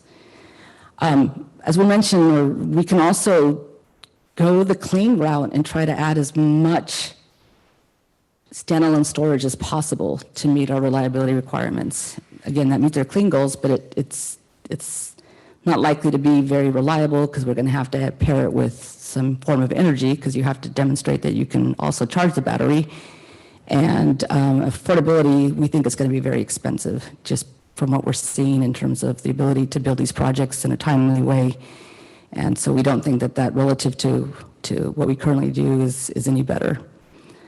We can also, like I said, just do what we do right now, plus buy some longer term resource adequacy contracts to kind of stabilize that cost. So we just lock in the price of resource adequacy for a longer period of time.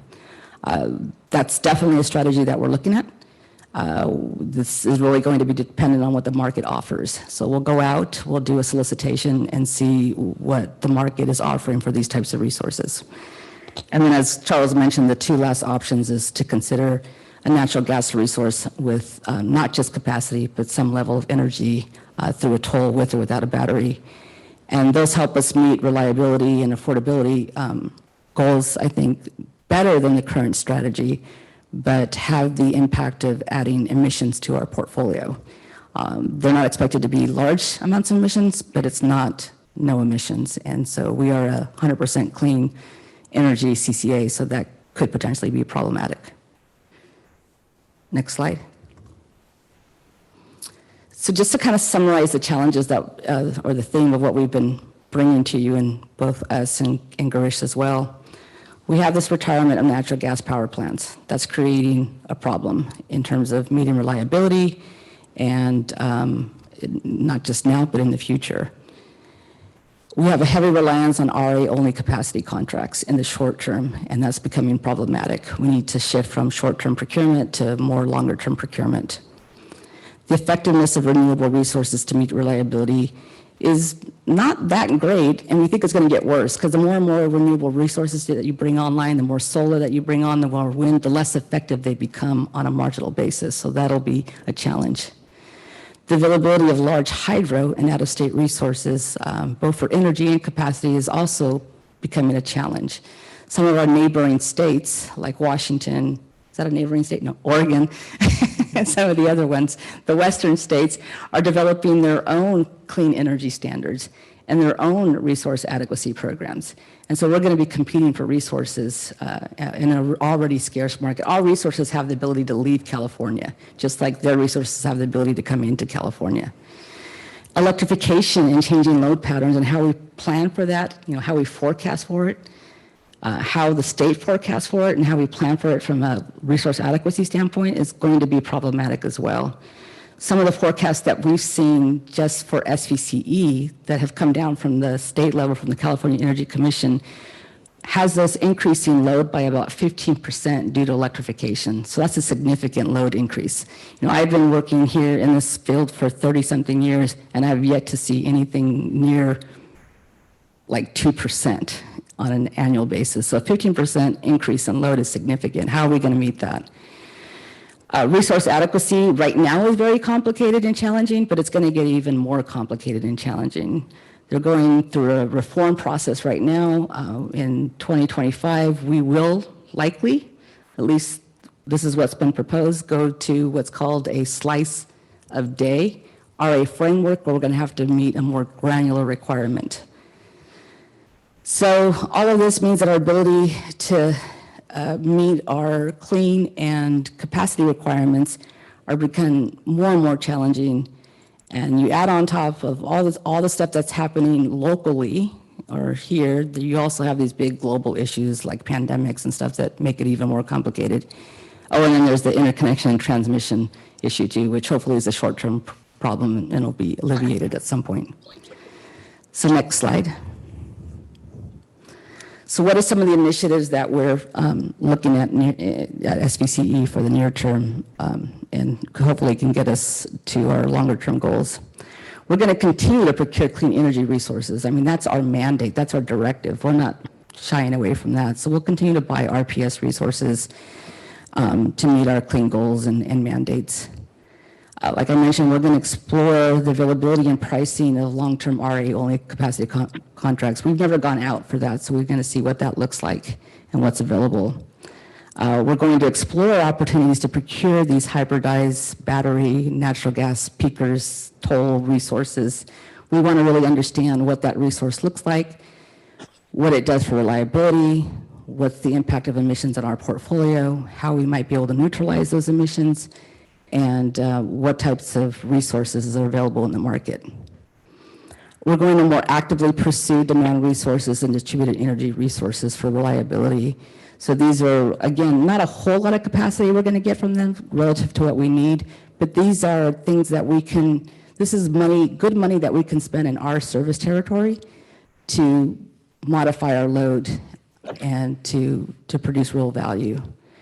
And then last but not least, you know, as Girish mentioned in his CEO report, we have this focus area of looking at, you know, what is the pathway to get to carbon-free 24/7?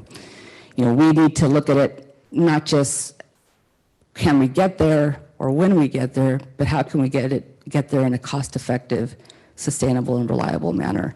So that's an initiative that we're also looking at, and we're going to look at it in the context of clean and reliability requirements as well. So with that, I think that's the end of our presentation. We're happy to take questions, comments. Great. Let's start off with Elliot. Hi, thank you.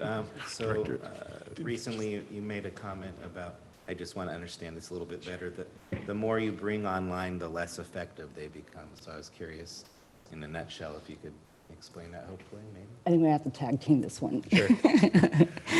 But I think there's diminishing returns from certain technologies. And when we got the procurement order, which is called the Midterm Reliability Procurement Order, the state established kind of how much we can count the effectiveness of each megawatt that we procure to meet that obligation. And they set it at what they call the marginal effective load carrying capacity, ELCC. And so they said, if you bring on these megawatts in this period of time, you get this much counting. If you bring them on in this period of time, you get this much less. So they're recognizing that there's diminishing returns for every megawatt that you add over time. I don't know if you want to add anything else to that. Yeah, so under the current construct for RA, we measure different types of technologies as one single value.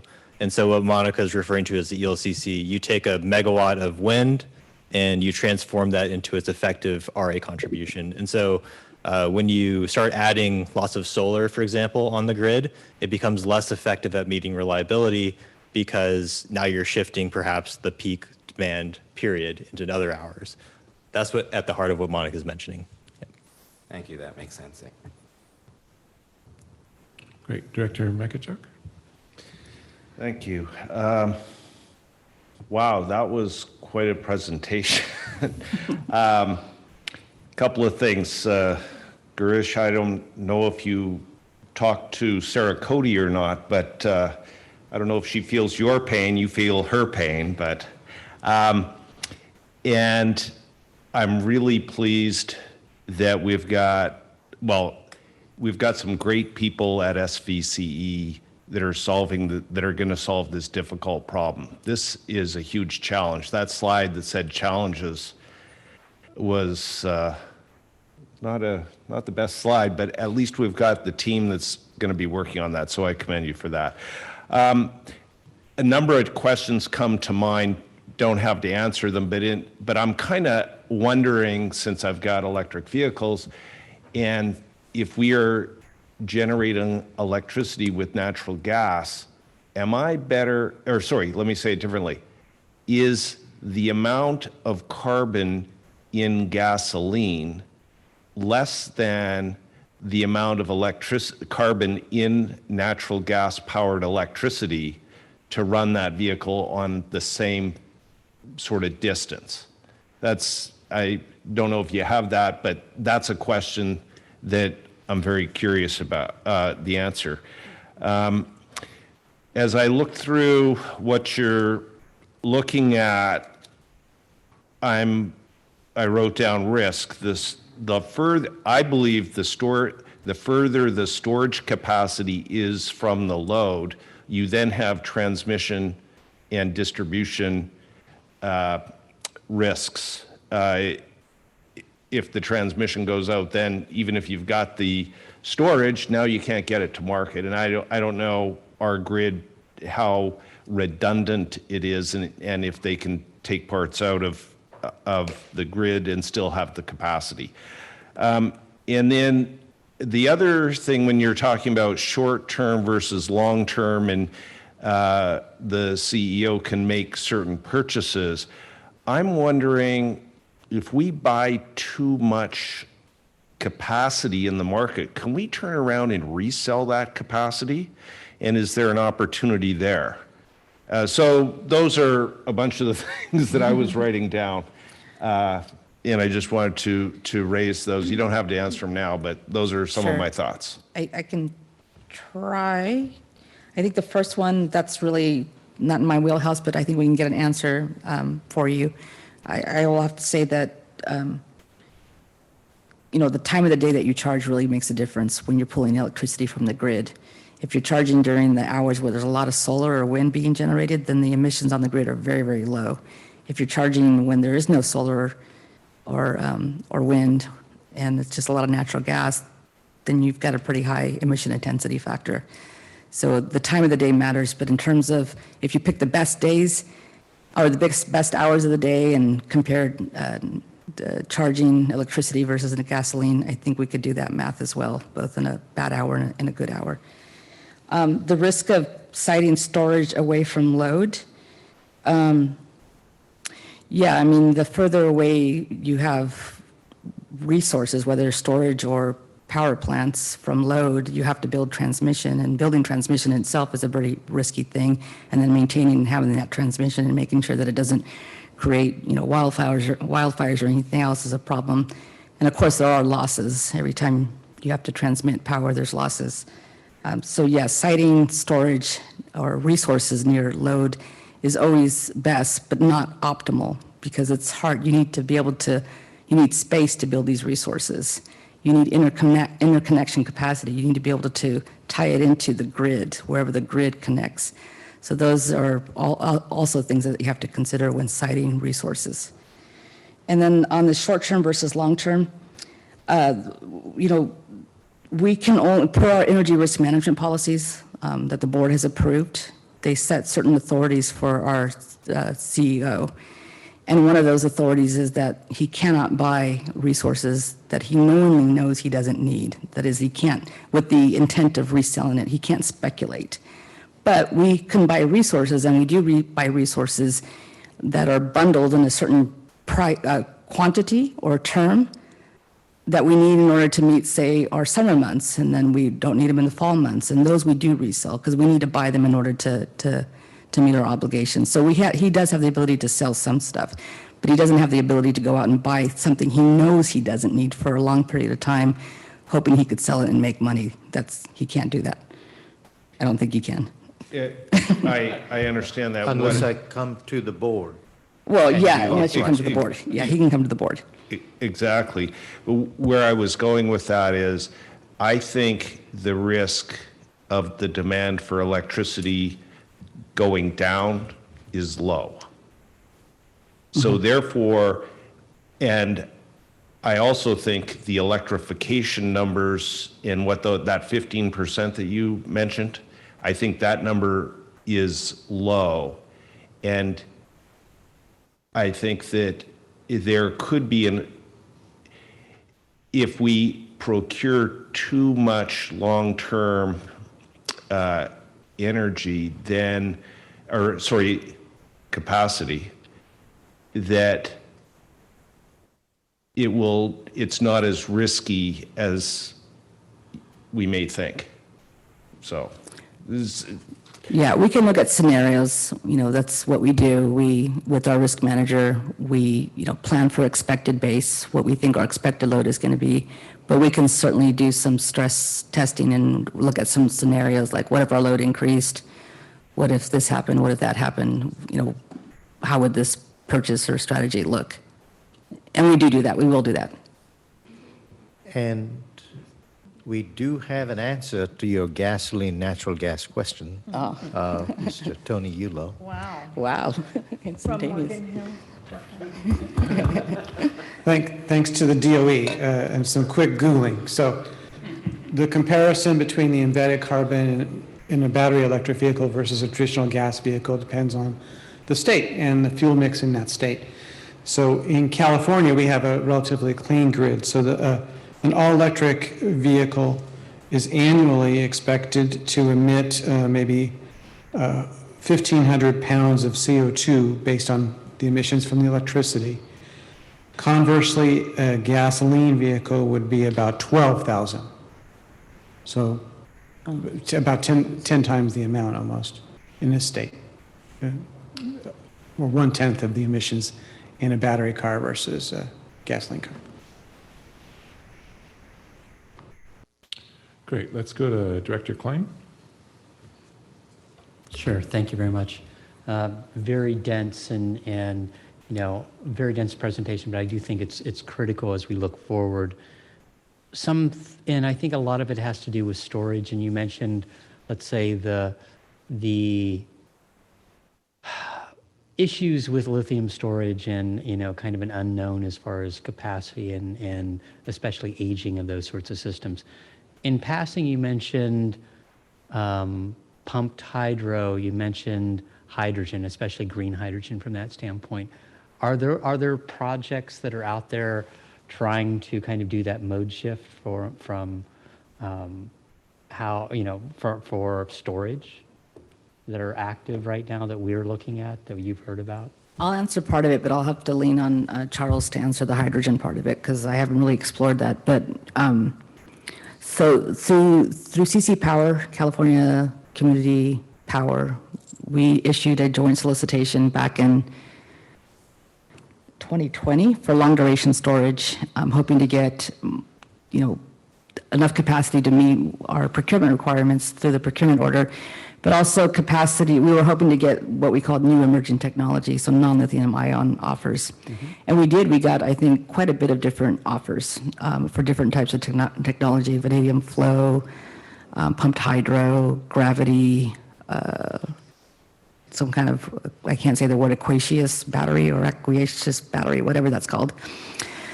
We were very excited about that. A lot of capacity, a lot of interesting technologies. We evaluated them. We saw some that we thought were really kind of interesting, that even though they weren't as cost effective as lithium ion in terms of how they were offered, it was encouraging that we were even willing to support them nonetheless. As a group, collectively, there was 7 or 8 CCAs that came together and said, hey, if we all go in and take a chance on this stuff, maybe we'll spur something, maybe we'll get some other type of technology out there.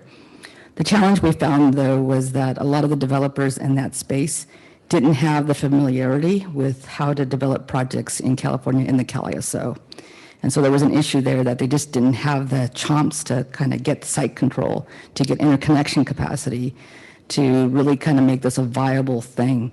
But that said, there have been CCAs, Central Coast Community Energy is one of them, that have invested in some emerging technologies. I think they've done some vanadium flow batteries and some gravity-fed batteries.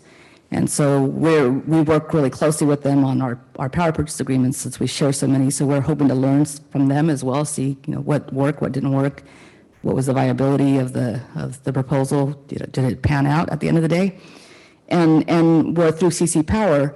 I think the plan is at some point we will go back out to the market collectively again to see if there's some emerging technologies of interest. The state has also provided some funding for emerging technology for long duration storage. So there's a lot of money, or there was a lot of money out there to help fund these things. So those are things that we definitely want. I just have to say that right now we're focused more on meeting our clean and reliability capacity requirements than we are pursuing emerging technology. And with hydrogen, I don't follow that closely. I know, Charles, you follow it a little more just in terms of the viability and what's out there right now. Yeah, in terms of hydrogen, we've spoken to a couple different, actually natural gas suppliers that are natural gas resource suppliers that are trying to retrofit their plants to use hydrogen. It's just at a conversational level right now. It's you need to look at the natural gas pipeline, see how that can accommodate hydrogen. Because if you don't have a pipeline, you're essentially transporting it from some location to your facility, and that may in of itself create a reliability risk that you don't have currently with natural gas. So a lot of the hydrogen conversations are very preliminary, but I think to get over this hurdle between natural gas and hydrogen, it's going to be changing the pipeline to get that fuel source there. But I think those conversations will be more interesting maybe in a couple of years, but right now they're just sort of preliminary, casual conversations with suppliers. And I appreciate that. I hear a lot of, I was in DC a few weeks ago, and definitely the Secretary of Energy was really pushing hydrogen in a big way, and that kind of applies to multiple ways, multiple things as far as that's concerned. Since it was 2020 when the CCAs last came together and said, what are we going to do? Could you forward that, before I was on the board, can you forward kind of what the summary of those proposals were? Yep. Just for education standpoint, and looking at when the CCAs come together to continue that, because I do think that will be critical. I think, the reliance on lithium ion isn't scalable in the long term. And, and I think we don't know enough about the long-term capacity loss and how that plays into that also. So, I'd appreciate that. So we'll definitely do that. We'll send that to you. We're thinking of having kind of like a workshop in April or so, just to get everyone up to speed on all these big initiatives and thinking. There's the CARB scoping plan, which is looking at carbon capture and sequestration. We talked about offshore wind, this pump storage. Yeah, so there's a lot of things. And the state's looking out 20 years, and so we'll come back to you in April-May period with the workshop. Perfect. And I think, what you were talking about earlier, it's the power of the CCAs working together to fund some of these larger programs that conceivably make them viable. So I appreciate that. Thank you. Great. Go ahead, Director Bekachuk. You just triggered a thought. It's an additional demand for energy, and that's when people speak to desalination of water. And there's some zeros behind that, I'm afraid.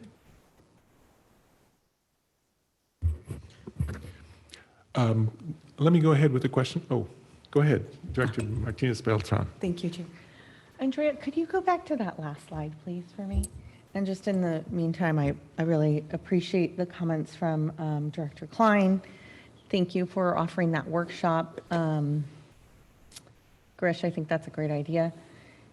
And I mean, these are, as Grish was telling us earlier, these are incredible issues of our time. And I think this is important for us to note that this is why we put the flexibility and the competitive HR policies to secure and keep the talent that we have, because it's important that we have that longevity that continues to go on. So I want to thank you for that. I mean, I don't think anybody envies the position that you're in.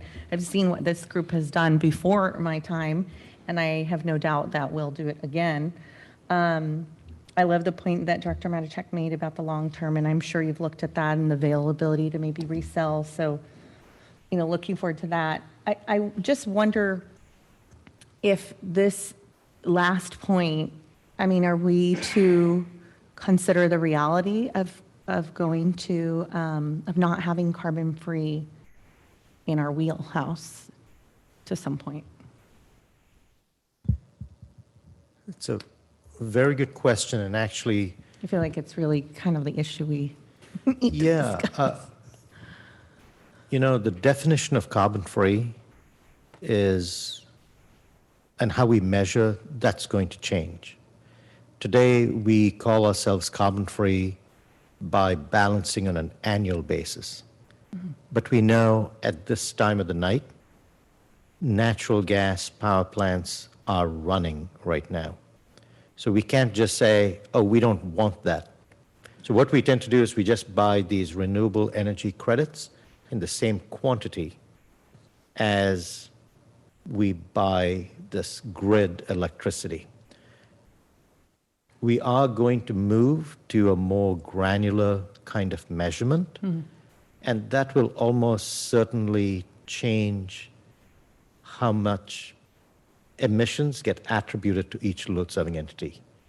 And that is a more accurate and realistic way of doing it. So again, I'm taking the long view Right. of like, let's put infrastructure in the ground that's clean. Mm-hmm. And how the regulations change on measuring, that's going to change. And you know, I kind of previewed this a little bit in my CEO report, saying there's a technicality that's going to change how our emissions get reported. We're actually buying power from a geothermal plant, but the way the local air quality district attributes emissions on that particular plant, even though it's a renewable plant and gets 100% credit for being a renewable plant, there are emissions attributed to that. And so that just gets onto our report card. So that's just an example of how that specific regulation attributes it. So I think your strategic question of should we look at something where we may have some emissions, I think it's a balance of, you know, how much clean energy and cost and reliability. So I think in the long run, we are going to carbon neutrality. There's no doubt about that. I think over here, like some of the alternatives that Charles presented, if you go to a long-term gas unit for capacity, but maybe you also add the ability to take some gas energy from that, some energy that's generated from natural gas, yeah, we won't be 100% carbon free at that point. But we probably save money because, and so that's the policy trade-off that the board has to struggle with. Right. And that's kind of, in a way, this presentation is a grounding in the reality of the physical system, while at the same time saying we are going to be 100% clean. How are we going to get there? How are we going to get there? And in this interim period, this gas fleet will get reduced over the next 20 years, but right now it exists, and to comply, we have to buy that capacity. It's just, do we buy it short term, which is what the authority I have right now? Or do we take a portfolio approach and say, well, let's buy some short term, continue, and let's buy some long term. Maybe some of that long term capacity could be associated with an option to buy energy. So that's what we are evaluating. We're talking to a number of suppliers about this. And it's not just us who are thinking about this, right? I guess that gets to Director Mekichik's point too, but others are looking at load increasing. Where's this capacity going to come from? So that is something we should look at. Thank you. Excellent presentation. Thank you. Great.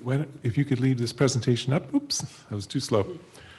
Not sure who to direct this at, but it kind of to tie in some of these thoughts as we continue to acquire and procure over the next time period. You also mentioned the competition with the Pacific Northwest as they come up with their own regulations. And how do we become a preferred, more powerful buyer? Is it our balance sheet? Is it our credit rating? How do we do that? Okay, I think we're going to have to approach this two different ways. I don't think it's us is the problem, us being SVCE. We are a credit-worthy counterparty. All the marketers like us. They're all listening, by the way. Why aren't you? It's more the rules that California has put in place for resource adequacy for electricity or capacity that's imported from out of state have made it very onerous and not attractive for marketers to sell into California resource adequacy. And so that's part of the problem. It's not because they don't like us, it's because the PUC has put in place some very onerous rules. I may just add to what Monica said. So this whole transition into a clean grid, we started it in like that 2005-ish period when Assemblymember Byron Scher introduced the first renewables bill, and then Senator Smidian got another bill which increased that.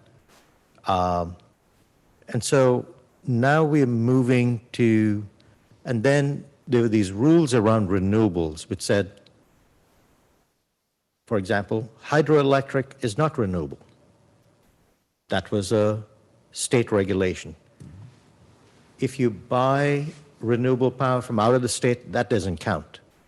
That was okay for then. I think there's a fundamental issue when we are looking at this global problem of reducing emissions and maintaining reliability and affordability.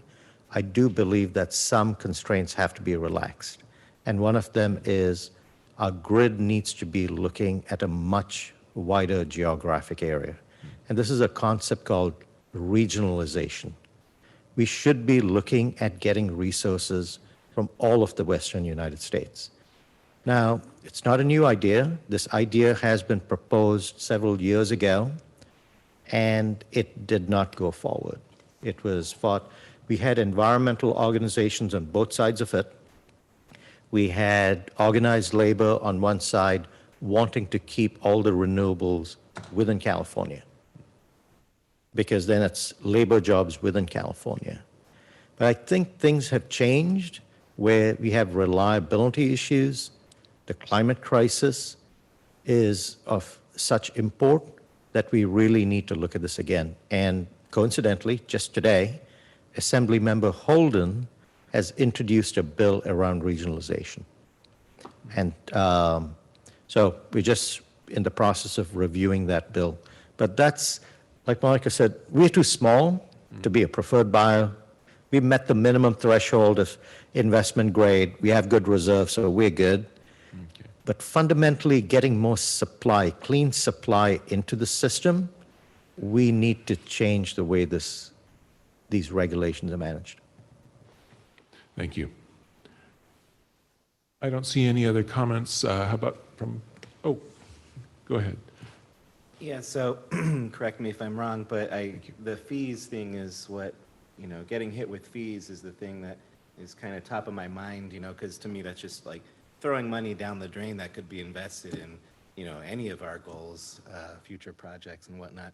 So me personally, I feel like we should definitely, even though, we obviously want to avoid all that dirtiness, the, fossil fuels as much as possible, but I feel like every time we get hit with these fees, it's just, such a waste. And so I feel like if we can do in the short term, some kind of compromise, and yes, we are going to have to invest for the capacity, et cetera, in some of these fossil fuels. I think that it's just a better option, in my opinion, than just continuously getting hit with fee after fee after fee that adds up to millions and millions of dollars. I'm very curious to know how everyone else feels up here about that.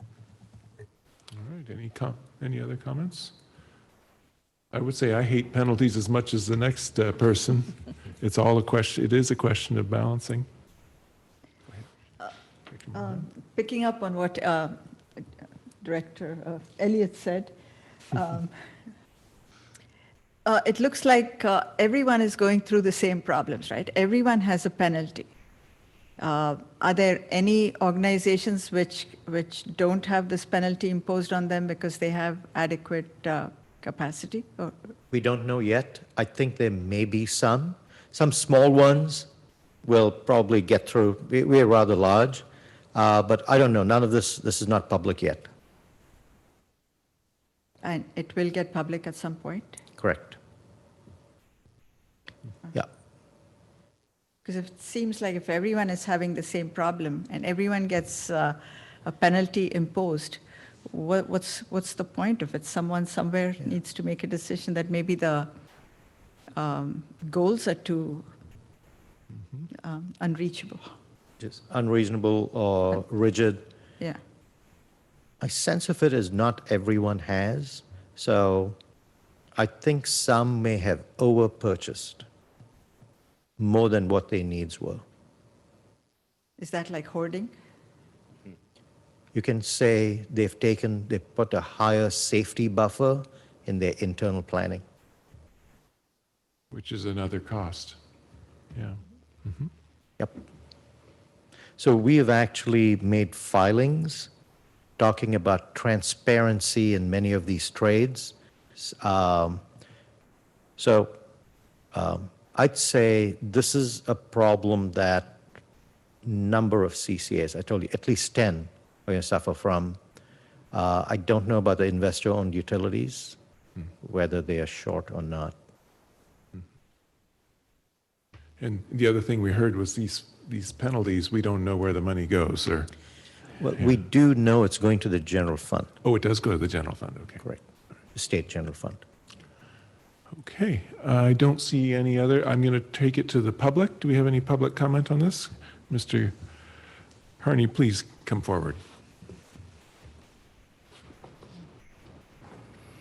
Hi, Bruce Carney from Mountain View. As the chair of Carbon Free Mountain View, you might expect that I would say some things like, well, we have to stay carbon free. But honestly, when we decided what our name was, we had no idea what kind of complexity would be showing up 7 years down the road. So what I want to stay and said is my first point is that you have a wonderful staff here who will navigate these rocky rapids as well as anyone can possibly navigate them. And to add a little bit of data to that point, every year I produce a report called How Green, How Cheap that compares the cost and greenness of all the CCAs in Northern California against each other and against PG&E and against the California grid as a whole. You might think that all CCAs produce electricity with lower GHG emissions than PG&E, but you would be wrong. There are only 4 CCAs that are greener than PG&E currently is, and those are PCE, SVCE, Clean Power SF in San Francisco, and MCE, formerly known as Marin Clean Energy. All the other CCAs are dirtier than PG&E, and in many cases by a lot. And so the ability to do as well as SVCE has done over the last 5 or 6 years is actually quite rare. And to the extent that it's getting rarer, that is a shame. And as we've heard, it's a consequence of changes to policy. So in past years, before some of you were on the board, staff were talking about a concept called the virtual power plant. And I would love it if they could talk a little bit more about that concept and how it applies to today's issues. But one of the things that strikes me is that a lot of people I know are buying battery storage systems for their homes. And the reason in general is not to arbitrage power prices or to support the grid on the hottest days of the summer. It's to prevent the inconvenience of blackouts, which in California typically happen in the winter. So a battery on a home or perhaps at a business can provide 2 sources of value. To the homeowner, in the winter, it keeps the lights on if the storm knocks down the feeder into their home. But in the summer, it could provide some level of grid support on that September 6th super hot afternoon. And if SVCE were perhaps a co-funder and sometime operator of that battery, which is perhaps part of the virtual power plant concept, then the proverbial 2 birds could be killed with 1 battery stone. The other thing I would like to say is that when we get to the lovely future of 2045, when everything is all clean and electric, one of the hardest times of the year to deal with is actually going to be winter nights. And another hard time to deal with is summer afternoons. Building insulation and better windows can help reduce electricity demand at both of those times. And so if what's driving the 15% adequacy reserve is peak demand, then better insulation, better windows can reduce the peak demand on which the 15% is based, as can all sorts of other programs, pricing programs and things that help businesses, which are the most of the load for this utility, and homeowners, lower their demand at the time when that demand is the most painfully expensive for SVCE to deal with. Thank you. Thank you, Mr. Carney. Excellent good points. Do we have any other public comments? I do not see any. So thank you. Thank you, staff, for quite a presentation. Gave us all a lot to think about. Certainly, I think we all learned something. Can't deny that. So with that, I say we're complete with item number 5, and now I'm ready to move on to board member announcements and directions on future agenda items. Do we have any suggested announcements or future items? I do not see any at the dais here. And I don't see anyone from Sally. And so with that, I will say we're ready to, where's my gavel? Adjourn.